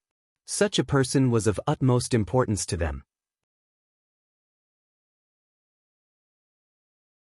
Chapter 348. Lieutenant Zhang, what was written on the arrow that Xiling shot over earlier? Su Gan suddenly turned to Zhang Lin and asked. There was a white cloth hanging on the arrow that Bai Xiling had shot over. Other than the pills that had helped them immensely, there were also many words written on the white cloth. However, Zhang Lin didn't mention a single word about the contents of the white cloth. This. Sai, that letter was actually written for me by that lord. I'll show it to you if we manage to escape from here. That lord has instructed me time and time again not to show the letter to anyone other than me. It's written on it how we can escape. That's probably our only way, and also our last chance. Zhang Lin said with a bitter smile. Oh, even we are not allowed to see it? Su Gan asked. Even though Zhang Lin didn't say it out loud, Su Gan knew that the only person whom Zhang Lin could refer to as that lord was probably Wang Chong. Zhang Lin nodded earnestly. Su Gan fell silent. A moment later, he seemed to have thought of something, and he subconsciously turned to look at Huang Yongtu. The only reason why Wang Chong would instruct them time and time again not to show the letter was probably Huang Yongtu. That fellow was probably worried about Huang Yongtu. Bastard. At the same time, Huang Yongtu also came to a realization. Veins popped up on his forehead, and rage burned in his heart. Even though he didn't say a word, he wasn't deaf. He didn't miss a single word that Su Gan and Zhang Lin had said. What does that bastard mean by that? Does he not trust me? Huang Yongtu's face was flushed red from anger. At a time like this, she actually said that she didn't trust him. How could he endure this? Be it Zhang Lin or Su Gan, they wisely turned their heads away, pretending that they hadn't heard Zhang Lin's words at all. Huang Yongtu and Wang Chong had been at loggerheads along the way. It was understandable why Wang Chong wouldn't tell him about it. Lord, what do we do next? On the eastern path, Ma Song suddenly asked. His words attracted everyone's attention, and they all looked at Wang Chong, who was at the front of the group. The stalemate had been going on for quite some time now, but this wasn't enough to save Su Gan, Huang Yongtu, and the others. Furthermore, the bandit leader of the Iron Cloak highwaymen hadn't made a move yet. At the very least, he hadn't made a move against them yet. It would be great if we could spread the news. Another 10-man squad leader said. It's useless. The capital is very far from here, and even the nearest garrison is 3 to 4 days away. If we wait until then, it will be too late. Bai Xiling was the one who spoke. She immediately rejected the 10-man squad leader's idea. In other words, we can only rely on ourselves to save them now. Xiling is right. The other party even shot down the pigeon sent by the imperial court as soon as possible. Their goal was to prevent us from spreading the news. They won't let us have that chance. Wang Chong frowned. In order to prevent all kinds of cheating, before the mission was completed, no one was allowed to bring in any kind of communication device. As a result, when Wang Chong and the others were in danger, they were unable to communicate with the outside world at all. Moreover, the road to the west had always been the most remote, desolate, and unfrequented mountain range. Apart from the occasional traveling merchant, there were even fewer people who came here. If not for the fact that it was far away from the royal court, there wouldn't have been so many bandits and highwaymen in the first place. In other words, the only hope they had to save Sugan and the others was the 42 of them. Furthermore, that isn't what I'm most concerned about. There's something else that I'm more worried about. Wang Chong said with a deep voice. What is it? Those words made everyone's heart tighten, and they turned to look at Wang Chong. Do you feel anything? Bai Xiling asked uneasily. At this moment, Wang Chong was the anchor of the entire army. If even he was feeling uneasy, the others would be even more so. Before today, Bai Xiling would have never imagined that she, along with 40 veteran cavalrymen of the Tang dynasty, Su Gan, Huang Yongtu, and the others, would place their hopes on a young man much younger than them. But everything had happened just like that. Regardless of whether it was her or the others, no one felt that anything was amiss. Xiling, why do you think Iron Cloak Li isn't making a move? Wang Chong suddenly asked. Bai Xiling was taken aback. For a moment, she found herself unable to keep up with Wang Chong's thoughts. Given the current situation, we might not be able to save Su Gan, Huang Yongtu, and the others, but Iron Cloak Li and the others won't be able to deal with us either. The reason why we aren't in a hurry is because we can at least pin down the bulk of their strength and protect Su Gan, Huang Yongtu, and the others. But why isn't Iron Cloak Li in a hurry? Given their strength, they could have easily devoured Su Gan, Huang Yongtu, and the others. Even though they would have to pay a price, it's still within their means. But they chose not to do so. That's because they want to use Su Gan, Huang Yongtu, and the others to pin us down. If Su Gan, Huang Yongtu, and the others were to die, we would have retreated immediately. But now that we are here, why isn't he making a move? With his back facing Bai Xiling, Wang Chong's gaze pierced through space to look at the bandit chief and the military advisor on the boulder behind the bandits and highwaymen.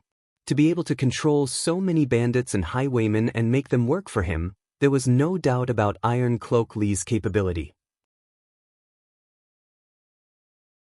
Furthermore, to be able to mobilize the bandits and highwaymen who had relied on him so effectively when he had just charged in and crushed their front lines, the military advisor was able to react in a timely and effective manner. On top of that, he was able to see through the fact that the cavalrymen were unable to traverse through the mountain slope and mobilize the bandits and highwaymen to flank him from both sides to counter his cavalrymen. Facing such an opponent, Wang Chong couldn't afford to underestimate them. If he were to underestimate them, it would only lead to his own defeat and an unacceptable outcome. You mean? Hearing Wang Chong's words, Bai Xiling also frowned. She seemed to have thought of something as well. Tell me, let's see if we share the same thoughts. Wang Chong said grimly. A storm seemed to be brewing between his brows.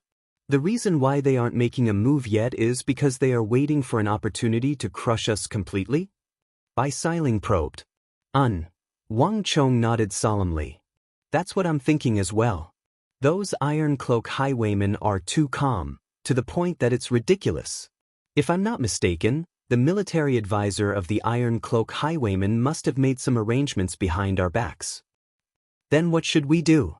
Bai Xiling's face warped in astonishment, and she found it hard to maintain her composure. 500 to 600 bandits and highwaymen were already difficult to deal with. If they had some sort of trump card up their sleeves, they would be in deep trouble. Perhaps, not only would they be unable to save Su Gan, Huang Yongtu, and the others, they might even lose their lives. It's too late. If I'm not mistaken, they should be nearing the end of their preparations. It's too late for us to retreat now. Wang Chong said grimly. Around them, the sound of the wind surged. The entire army was deathly silent. The atmosphere was extremely stifling. This was the first time a regular army of the Tang dynasty had been forced into such a state by bandits and highwaymen. But the predicament they were in was right before them. No matter how formidable the 40 Tang dynasty cavalrymen were, it would be difficult for them to deal with 500 to 600 bandits and highwaymen. Not to mention, there were quite a few true martial realm highwaymen among them. The difference in numbers was simply too great. Furthermore, according to Li Zhangqi's words, Iron Cloak Li was at least a true martial realm 5 Dan expert. Coupled with his unique Iron Cloak technique, if they were to wait for him to make a move, the situation would be even more perilous. Seated on the back of the white-hoofed shadow, countless thoughts flashed across Wang Chong's mind.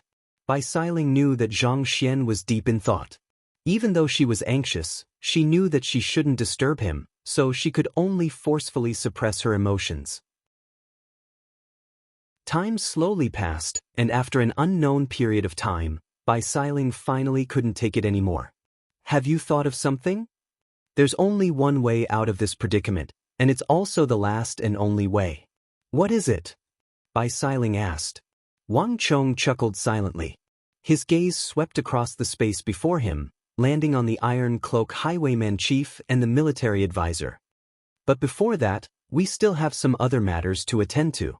Wang Chong waved his hands, and the 40 Tang Dynasty cavalrymen immediately retreated around the corner. What are they trying to do? As soon as Wang Chong left, Iron Cloak Li immediately frowned. Could it be possible that they have discovered our plan?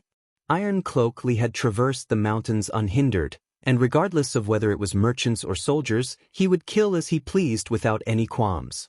But this time, Iron Cloak Li felt as though he was being held back. The reason was simple. This group of 40 soldiers was too threatening to him. That shouldn't be possible. I've already instructed them to circle around the mountain ridge. Even a bird wouldn't be alarmed by their presence. It's impossible for them to sense anything from the surroundings. Furthermore, since they are already here, even if they were to sense something, they wouldn't be able to leave so easily. My intuition is that they have only left temporarily, and they aren't too far away either. Zhou En said after a moment of contemplation. Men, send a scout out to take a look. Iron Cloak Li pondered for a moment before waving his hands. Yes, Lord. A highwayman scout quickly acknowledged the order and left. Damn it, could it be that these fellows sensed danger and abandoned us to escape? On the slope, as soon as Wang Chong and Bai Xiling made a move, Huang Yongtu couldn't help but curse anxiously. He wasn't someone who would lose his composure in the first place. But his life was at stake, and every single action of Wang Chong and the others concerned his life. Thus, Huang Yongtu couldn't help but be alarmed. Huang Yongtu had never experienced such a dangerous situation since he was born in a large clan and had an illustrious status. Had he known that he would be in such a predicament, he would have never participated in this expedition. Chapter 349. Don't worry, if that lord wanted to escape, he wouldn't have come here in the first place. Besides, if he wanted to leave, he would have already left. A voice came from the side. It was Zhang San comforting her. Huang Yongtu felt a little better. Hiya!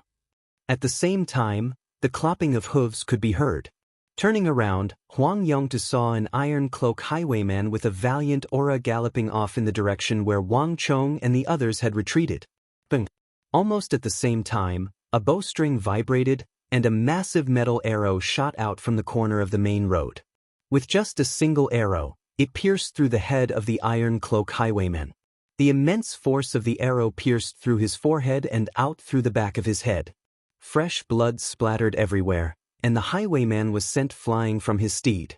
The arrow pierced into the trunk of a large tree on the slope behind. Ah! Exclamations of shock and gasps could be heard from the crowd. Everyone was stunned by the arrow. No one could have imagined that Wang Chong and the others would stay behind while retreating. That arrow was incomparably swift. Be it in terms of speed, strength, or timing, it left no room for anyone to dodge at all. That Iron Cloak highwayman scout didn't even have time to react before the arrow pierced through his head. You've really guessed it. You've succeeded. At the same time, about 50 zhang away from the corner, Bai Xiling slowly sheathed her bow and turned around with a confident smile. Then she made a vivid gesture to Wang Chong. Well done. Wang Chong chuckled. Bai Xiling didn't specialize in archery, but her archery skills were already astounding. She was the one with the highest attainment in archery among the group, and her arrows had never missed their target. Let's go. With this arrow, they should at least be a little wary. They won't be able to scout as freely as they like. Besides, If we can eliminate one of them, we should at least try our best to whittle down their strength. Wang Chong said. There were simply too many Iron Cloak highwaymen, and it was impossible to defeat them head-on. Thus, Wang Chong could only think of a way to whittle away at their strength like water droplets grinding a stone. Wang Chong waved his hand, and the 40 cavalrymen continued to gallop out. Bastard! On the boulder, Iron Cloak Li's complexion turned awful upon seeing the scout he had sent out being pierced through the head by an arrow. Again! Waving his hands grandly, Iron Cloak Li sent another subordinate over. Gallop, gallop. The second Iron Cloak highwayman was much more cautious than before. Moving as one with his steed, he circled around the corner. Barely after he had galloped for a short distance, ping! The bowstring vibrated, and another arrow pierced through his skull. But this time, the iron arrow was shot from the forest. Second one. Bai Siling slung her bow and arrows on her back, mounted her horse, and with a squeeze of her legs, she immediately leapt out of the forest. When Wang Chong retreated earlier, only the 40 cavalrymen had followed him. However, Bai Siling didn't leave. Instead, she had hidden herself behind the forest. That highwayman was so focused on chasing after her that he didn't expect Bai Siling to be hiding behind the forest. Caught off guard, he fell for the arrow once more. Damn it! Hearing that the galloping of the steed had stopped after turning the corner, Iron Cloak Li knew that the second scout must have been killed as well. Again. With a livid face, Iron Cloak Li waved his hand and sent out another scout. But this time around he was much smarter.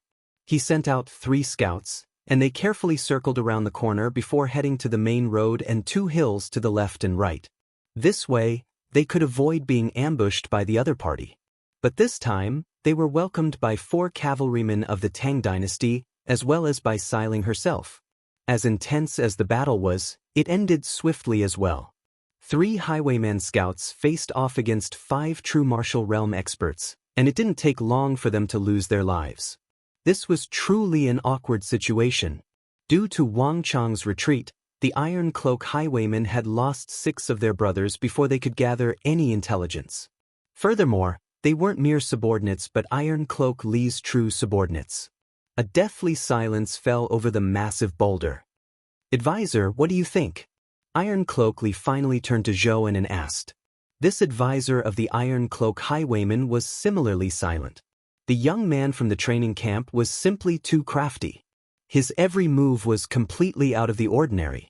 Even if it was Zhou himself, he wasn't confident that he would be able to escape unscathed under the other party's schemes. But it just so happened that they couldn't just leave the other party alone. Otherwise, there would be no order to their attack or retreat. If Wang Chong hadn't gone far and launched a surprise attack, they would truly be in deep trouble. After all, warhorses could wrap cloth around their hooves to reduce the sound of their hooves. Chief, I don't think that there's a need to increase our manpower. If the other party returns and hides behind the corner, unless we send at least 200 men, we'll just be sending ourselves to our deaths. If that's the case, it's better to send someone who's more agile and skilled.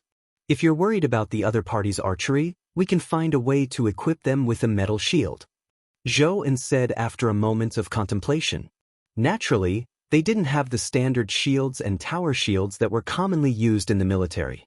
However, it shouldn't be a problem for them to craft a simple shield with a few pieces of metal. Zhou's orders were swiftly relayed down. After losing 3 of their skilled brothers, Iron Cloak Li and Zhou finally received the news that they wanted to hear. Reporting to Chief, they haven't gone far. They are resting at an area 300 zhang away. Got it. We'll look into it after an incense's time. Yes. The highwayman scout quickly retreated. After the scout left, Iron Cloak Li turned to Zhou with a frown on his forehead. I don't know what they're up to either. But of course, we can't rule out the possibility that they're just trying to fool us. Knowing what Iron Cloak Li was thinking, Zhou shook his head. It was rare for him to encounter such an elusive opponent that he could not fathom or see through. If not for the fact that the other party was a student of the training camp, it would have been impossible for him to become a bandit and call them brothers. He really wanted to convince the chief to recruit that young man. But regardless of what they're up to, It's sufficient as long as they don't leave. In the end, not a single one of them will be able to leave. Zhou stroked his beard confidently as a scheming glint flashed across his eyes. Time is of the essence, and we don't have much time left. The next few hours will determine the fate of us, Su Gan, Huang Yongtu, and the others. Therefore, I hope that from now on, everyone will listen carefully to every order that I say. At the same time, 300 zhang away from the corner, Wang Chong was gathering 40 cavalrymen of the Tang dynasty for a final speech. It was rare for Wang Chong to have such a serious expression on his face. Most of the time, he had a calm and wise expression on his face. As such, many of the cavalrymen could sense the heavy atmosphere, and they couldn't help but put on a solemn expression. Ma Song, lead your men and form in orderly formation at the front to confuse them. The rest of you, listen to my orders. Wang Chong said grimly. Yes, Lord. The cavalrymen replied loudly. Of the 40 cavalrymen of the Tang dynasty, Ma Song and the other 20 had already received Wang Chong's training. Only the 20 cavalrymen under Bai Siling had yet to undergo Wang Chong's training. Following which, Wang Chong divided the cavalrymen under Bai Siling into 4 echelons as well, and he chose a 10-man commander and a 5-man commander as well. Time was of the essence, so Wang Chong instructed the 20 cavalrymen to undergo intense training on the main road. A battle could break out at any moment, and Wang Chong didn't have the luxury of time. Fortunately, these cavalrymen had followed Wang Chong through many joint operations, and on top of that, they had fought with the Iron Cloak highwaymen before, so they were able to familiarize themselves with Wang Chong's commands quickly. Roughly an hour later, the 20 cavalrymen in the 4 groups had already met Wang Chong's requirements. What comes next is the most important thing that all of you have heard. This concerns whether we will be annihilated or successfully exterminate these audacious highwaymen and uphold the dignity of the army and the royal court. I believe that none of you wish to die under the steeds of the highwaymen. After the training was completed, Wang Chong gathered all 40 cavalrymen of the Tang dynasty. This is a small formation. This is the crux of the matter, so you must listen carefully. We only have the time of an incense stick. At the start, Bai Siling could still roughly understand what Wang Chong was saying. He knew that he was reorganizing the cavalrymen into more efficient units. However, what Wang Chong did afterwards was something that Bai Siling couldn't understand at all. Many of Wang Chong's orders and instructions were things that Bai Siling had never seen before, needless to say, come into contact with. Bai Siling believed that even those from prestigious military families wouldn't be able to comprehend this. Many of the things that Wang Chong had done were beyond Bai Siling's imagination. Due to her family background, Bai Siling had come into contact with many generals in the army, but none of them had ever displayed such abilities. Who in the world is this fellow? Bai Siling was getting more and more curious about Wang Chong's identity. Many of the things that he had done weren't things that ordinary people could understand. However, Bai Siling knew that time was of the essence, and this wasn't the time to ask such questions. Thus, she forcefully suppressed the impulse in her heart. But deep in her heart, Bai Siling had made up her mind that once this operation was over and she could live a successful life, she would dig out Wang Chong's secrets no matter what, even if she had to be a scoundrel. The sky quickly darkened. Smoke began to rise from the official road as Wang Chong's 40 cavalrymen began to dig a stove to cook. The others were on guard on the official road. The appetite of the 40 people was not small, so the green smoke from the fire was very big. It filled the entire public road, blurring everyone's figures. Chapter 350. Looks like we came at the right time. A Turkic man with a thick beard peeked out from behind the bushes, and the corners of his lips curled up into a sinister smile that left one's hair standing on end. They still have a fire to cook. It looks like they aren't prepared at all. Another man with thick arms and bulging muscles also popped his head out from behind the bushes and brambles. He had a squarish face, but he was a pure Han. Indeed. How could the military advisor's strategy possibly be wrong? The military advisor told us to circle to the rear and lure them over when they attack the soldiers from the front.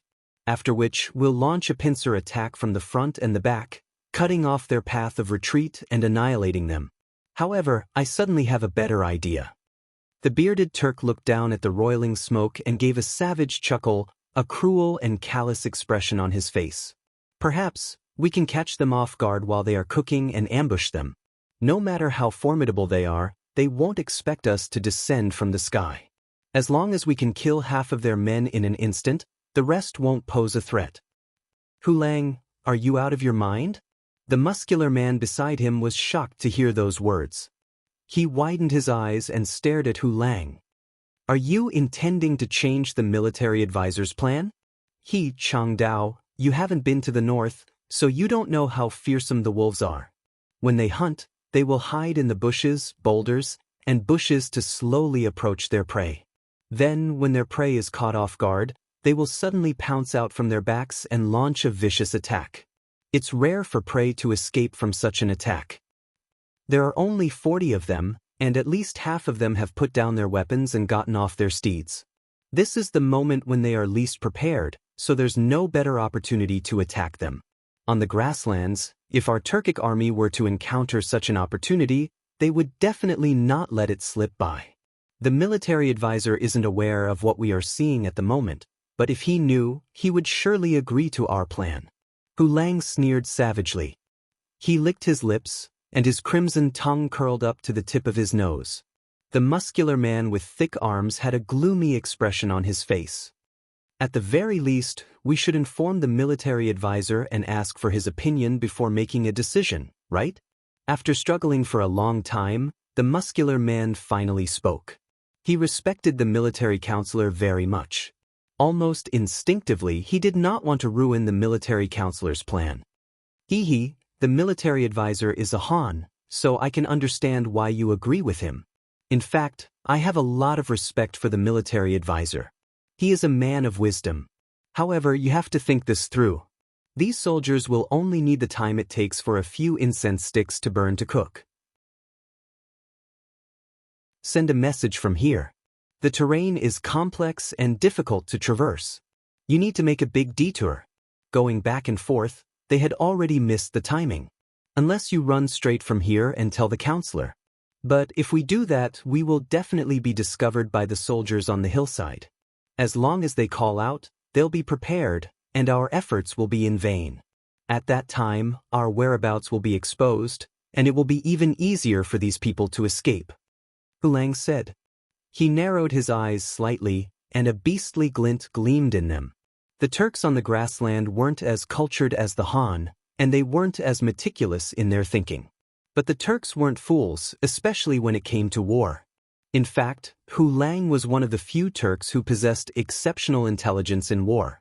Even the bandit leader Iron Cloak Li had nothing but praise for him. If it weren't for the fact that he was favored and valued, he wouldn't have been chosen as the leader of this mission, leading his brothers to carry out the mission of outflanking the rear. In fact, in the Iron Cloak Highwaymen, other than Iron Cloak Li and Zhou, he was undoubtedly the third in command. Regardless of whether it was his valiance, bravery, or his ability to grasp opportunities, he was highly respected by his brothers. Changdao, you have two choices at the moment. The first is for us to circle to their rear and cut off their escape route. Just as the military advisor said, we'll wait for an opportunity to surround them and cut off their escape route. This way, we'll be safe, but we won't be able to launch a surprise attack. By then, they'll already be fighting with our brothers, and our role will only be to surround them. By then, all of the soldiers will be dead. But our brothers will also suffer heavy losses. For the military advisor to instruct us to circle around their rear and take such a huge detour, it's a testament to their fighting prowess. The second choice is for us to launch an attack right now.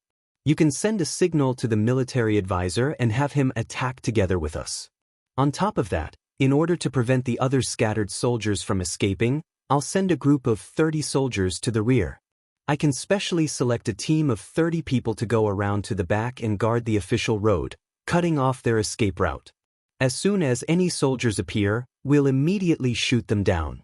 This is the safest choice we have at the moment. This way, we'll suffer the least casualties.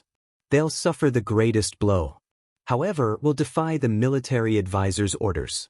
Changdao, make your choice? Hulang turned to the burly man beside him. Regardless of whether they were to fight or not, they had to be on the same page before any operation could be carried out. This was the rule of the Iron Cloak highwayman. The burly man didn't say a word, but a myriad of emotions flickered across his face.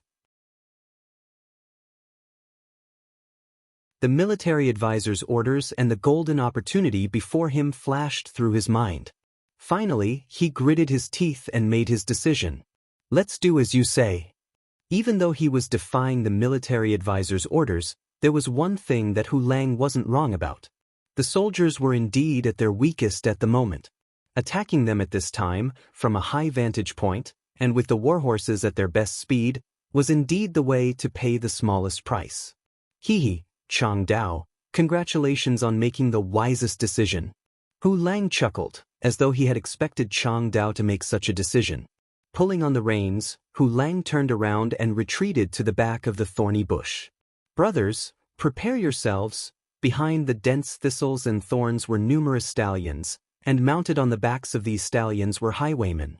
Each and every one of them had a ferocious expression on their faces and powerful auras, and the veins on their temples were bulging out.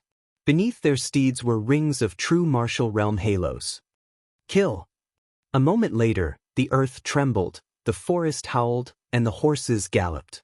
70 to 80 true martial realm highwaymen leaped down from the peak of the mountain like ferocious tigers. The steep slope maximized the speed of the steeds. In just a short 20 to 30 zhang, the steeds were able to reach an astonishing speed.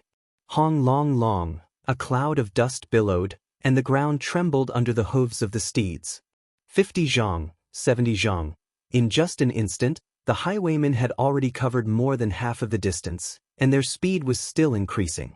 At the same time, the Tang dynasty soldiers at the foot of the mountain couldn't even react in time. Brothers, kill them all.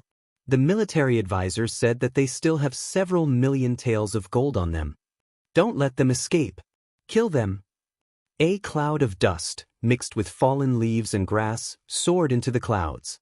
The highwaymen howled and shrieked in excitement at the prospect of an intense battle. Wang Chong was able to use his steed to charge forward and forward on the main road, maximizing the might of the Tang dynasty's cavalry to its limits, and the highwaymen were able to do the same as well.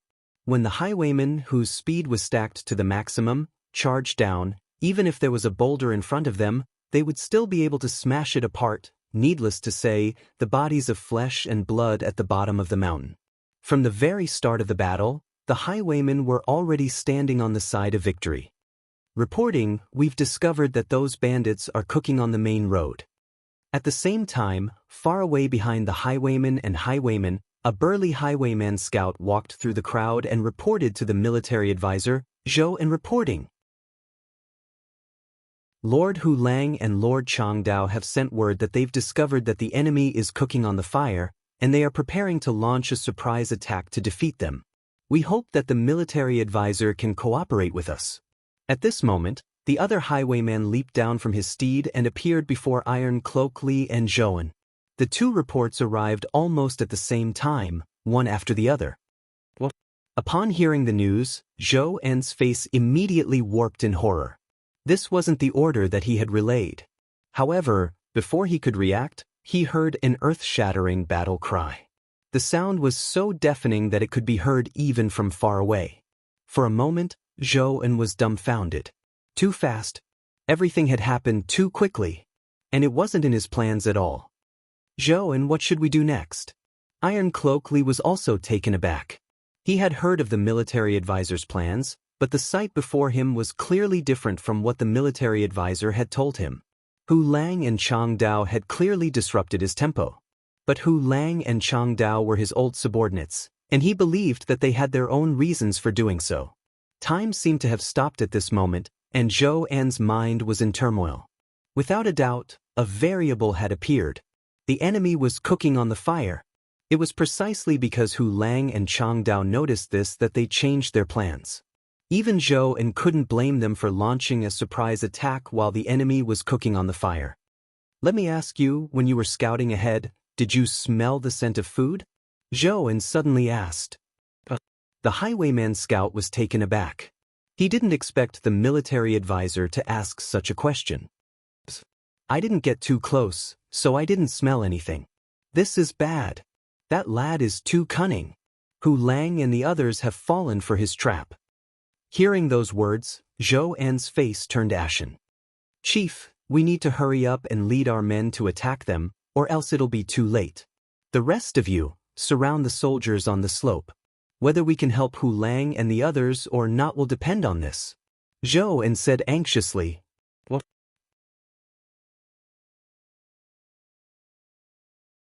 Chapter 351. Iron Cloak Li had never doubted Zhou En's words. More importantly, they were all elites under his command, and most of them were true martial realm experts. It wasn't easy to gather such experts. Jaya. Without any hesitation, Iron Cloak Li leaped up from the boulder and landed on the back of his crimson Fergana steed. Squeezing his legs together, Iron Cloak Li crossed a distance of 7 to 8 zhang and charged out of the encirclement. Fire Slave and Poison Wum, bring your men and follow me. The rest of you, attack the soldiers on the slope. His voice boomed like a peal of thunder, leaving Su Gan, Huang Yongtu, and the others dumbfounded. No one knew what was going on, but they knew that something big must have happened among the Iron Cloak highwaymen. What happened? Huang Yongtu asked in panic. He wasn't deaf. How could a deaf person not hear the loud voice of the leader of the Iron Cloak highwaymen? Don't bother too much about it. They are about to launch an attack. Everyone be careful. Zhang Lin exclaimed in alarm. The disparity in numbers was simply too great, and there was a limit to what they could do. All over the mountains and plains, the bandits that were as vast as the sea became restless again. On the slope, the 26 cavalrymen of the Tang dynasty swiftly got into formation. After so many intense battles, they had come up with an effective strategy to deal with the highwaymen. Even if they couldn't defeat the highwaymen in the end, they would surely be able to make them pay a heavy price. On the other side, Iron Cloak Li waved his hands grandly and mobilized his most elite troops to charge toward the main road. Zhou En's senses were sharp, and Iron Cloak Li's movements weren't slow either. However, in this chaotic battle that was less than a few hundred feet away from each other, where they schemed against each other and were precise down to the millisecond, the victor was not them. Just as Iron Cloak Li reached the corner of the main road, he suddenly heard a deafening roar. Kill! The deafening roar came from the forest to the right of the main road, and in an instant, a powerful gust of wind blew, causing the trees in the mountain range to tremble. Long, the earth trembled. Countless birds were startled and soared into the sky from the forest. At that moment, everyone clearly felt as if thousands of steel torrents were pouring down from the right side of the mountain peak, sweeping towards them. Not good. Hearing the commotion, Iron Cloak Li's face warped in horror. He immediately slapped the rear of his steed and galloped toward the center of the commotion. The troops led by Hu Lang and Saber had already dived down from the mountain. There was no doubt that the second wave of troops would not be them. Since it wasn't them, there was no doubt that it could only be the Tang dynasty's official army led by that young boy in the training camp. At this moment, Iron Cloak Li's heart was burning with anxiety. Iron Cloak Li could only hope that Hu Lang, Chang Dao, and the others would be able to hold on for a little longer. However, Iron Cloak Li's hopes were just wishful thinking. Not good. We've been tricked. On the main road, the warhorse galloped through the thin layer of green smoke at lightning speed, and with a single slash, it sliced the great Tang cavalryman standing on the main road into two. Almost immediately, Hu Lang realized that he had fallen into a trap. Those indistinct figures shrouded in green smoke weren't the cavalrymen of the Tang dynasty, but his brothers who had been killed by the official army. Wooden spears pierced through the bodies of the steeds, stacking them together with the corpses of the highwaymen on top of them firmly on the main road. The green smoke that pervaded the air wasn't fireworks for cooking, but firewood that was purely used to deceive them and lure them. The official army had used the smoke to create an illusion that they were cooking, thus attracting their attacks. Not good. Retreat. Retreat. At this moment, Hu Lang's heart turned cold. He didn't expect the official army to be so cunning. He thought that it was a surprise attack, but it turned out to be a trap. Long. Kill.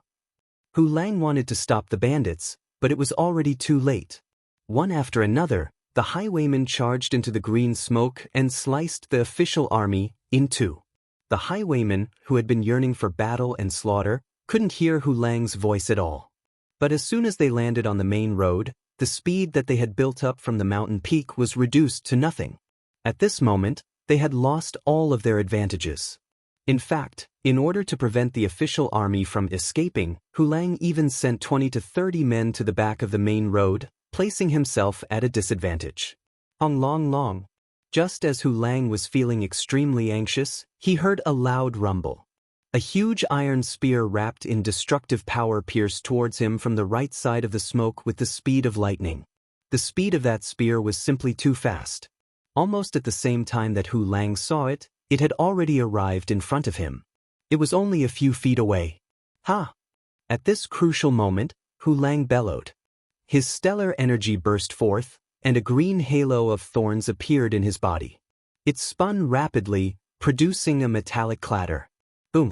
With just a single strike, Hu Lang had managed to send the great Tang cavalryman and his steed flying with his overwhelming strength. Even so, the webbing between his thumb and forefinger still trembled violently, and his wrist went numb. In terms of pure strength, the Tang dynasty cavalryman wasn't a match for him at all. However, when a Tang dynasty cavalryman and steed charged down from the top of the mountain, their speed could no longer be measured in terms of pure strength. This is bad. Even though Hu Lang had managed to send a Tang dynasty cavalryman flying with a single strike, he didn't feel the slightest bit of joy. Instead, his heart sank. This was because the second spear was already flying toward him at lightning speed. The speed of the spear was so fast that it left a long white trail behind it. Turks, pay with your life. Amidst the thin mist, a Tang dynasty cavalryman and steed leaped down from the top of the mountain. His eyes were sharp as lightning. Even Hu Lang was secretly shocked by the power of that attack. They were both riding horses, but the horsemanship of the Tang dynasty cavalryman was completely different from that of the highwayman. Boom! Hu Lang raised his fist and punched out. His stellar energy condensed into a green wolf's head, and he barely managed to knock the second Tang dynasty cavalryman off course. But soon, the third and fourth spear arrived at the same time. Behind each spear was a cavalryman of the Tang dynasty who had pushed his speed and strength to the limit. This time, Hu Lang wasn't able to dodge anymore. The combined strength of his steed left him wide open. Pew! 2 spears pierced into his chest from the left and right. By the time the black spears came out from his back, they were already stained with blood. The last thing Hu Lang saw was a streak of sword light circling in the air and descending from above. I'll be taking this head. The cold voice of a lady sounded in his ears. Hu Lang's vision went dark, and he lost consciousness. The head fell to the ground. Bai Xiling stood behind Hu Lang, her figure graceful and elegant. Her sword was still extended in her right hand. Naturally, the one who cut off Hu Lang's head was Bai Xiling. Bai Xiling had long seen that Hu Lang was able to send a Tang dynasty cavalryman flying with a single punch. Without a doubt, he was the leader of the Iron Cloak highwaymen. After all, Bai Xiling was much stronger than the other cavalrymen. For cavalrymen of the Tang dynasty and Bai Xiling had charged down from the peak of the mountain. Even Hu Lang could barely stand against such a formation. Xiling, hurry up and get back on the horse. Don't engage in melee combat on the ground. Wang Chang's stern voice came from the back of the horse as a figure passed him like the wind. He didn't use his iron spear either. Instead, he flicked his 10 fingers, and streams of extremely condensed and dense sword qi crisscrossed in the air. Wang Chang's cultivation hadn't even reached true martial realm yet. However, Wang Chong didn't rely on his martial realm to kill his enemies. Instead, he relied on his vast martial arts skills and experience. In terms of martial arts skills and experience, no one here could match up to him. On the other hand, Wang Chong made full use of the thin green mist in the surroundings. His elusive sword qi of massacre complemented the green mist, and every time, there would be a highwayman who was caught off guard. His sword qi would pierce through their bodies and cause them to fall from their steeds. In a battle between cavalrymen, falling from their steeds meant death. Got it. Bai Xiling stuck out her tongue. Even though she was older than Wang Chong, old enough to be his elder sister, she couldn't help but act like a little girl in front of Wang Chong. Bai Xiling was filled with admiration for Wang Chong for this ambush. The Iron Cloak highwaymen had actually prepared a backup plan. If not for Wang Chong's sharp wits, they might have really been wiped out. But Wang Chong's ingenious chimney smoke not only managed to lure out the highwaymen, he even managed to catch them off guard. Those who wanted to ambush them ended up being ambushed instead. The Iron Cloak highwaymen had suffered heavy losses this time around. Nay! Bai Xiling grabbed the saddle and easily got onto the back of her steed. This was something she had learned from the other cavalrymen. Hiya! Bai Xiling squeezed her steed's abdomen and charged into the fray with her sword in hand. Boom! Boom! Boom! Rings of light clashed with one another, producing a metallic clang. The air around them exploded, and shockwaves spread several zhang away. The neighing of Nei's steed, the cries of agony, and the sounds of collisions echoed in the air. The Iron Cloak highwaymen on the main road outnumbered Wang Chong's, but the moment they stopped on the main road, it meant that they had already lost the battle. Against the Tang Dynasty cavalrymen charging down from the top of the mountain, not a single highwayman was able to stop them. In just the first wave, Wang Chong and the others had managed to kill more than 30 true martial realm highwaymen and scatter them in one fell swoop. You're tuning in to the Passion Pages YouTube channel. We're so grateful for your support, and don't forget to subscribe to join us on this incredible journey through captivating stories. Your generosity through donations truly makes a world of difference, as it's the primary source of revenue that allows me to expand and enhance this channel for you.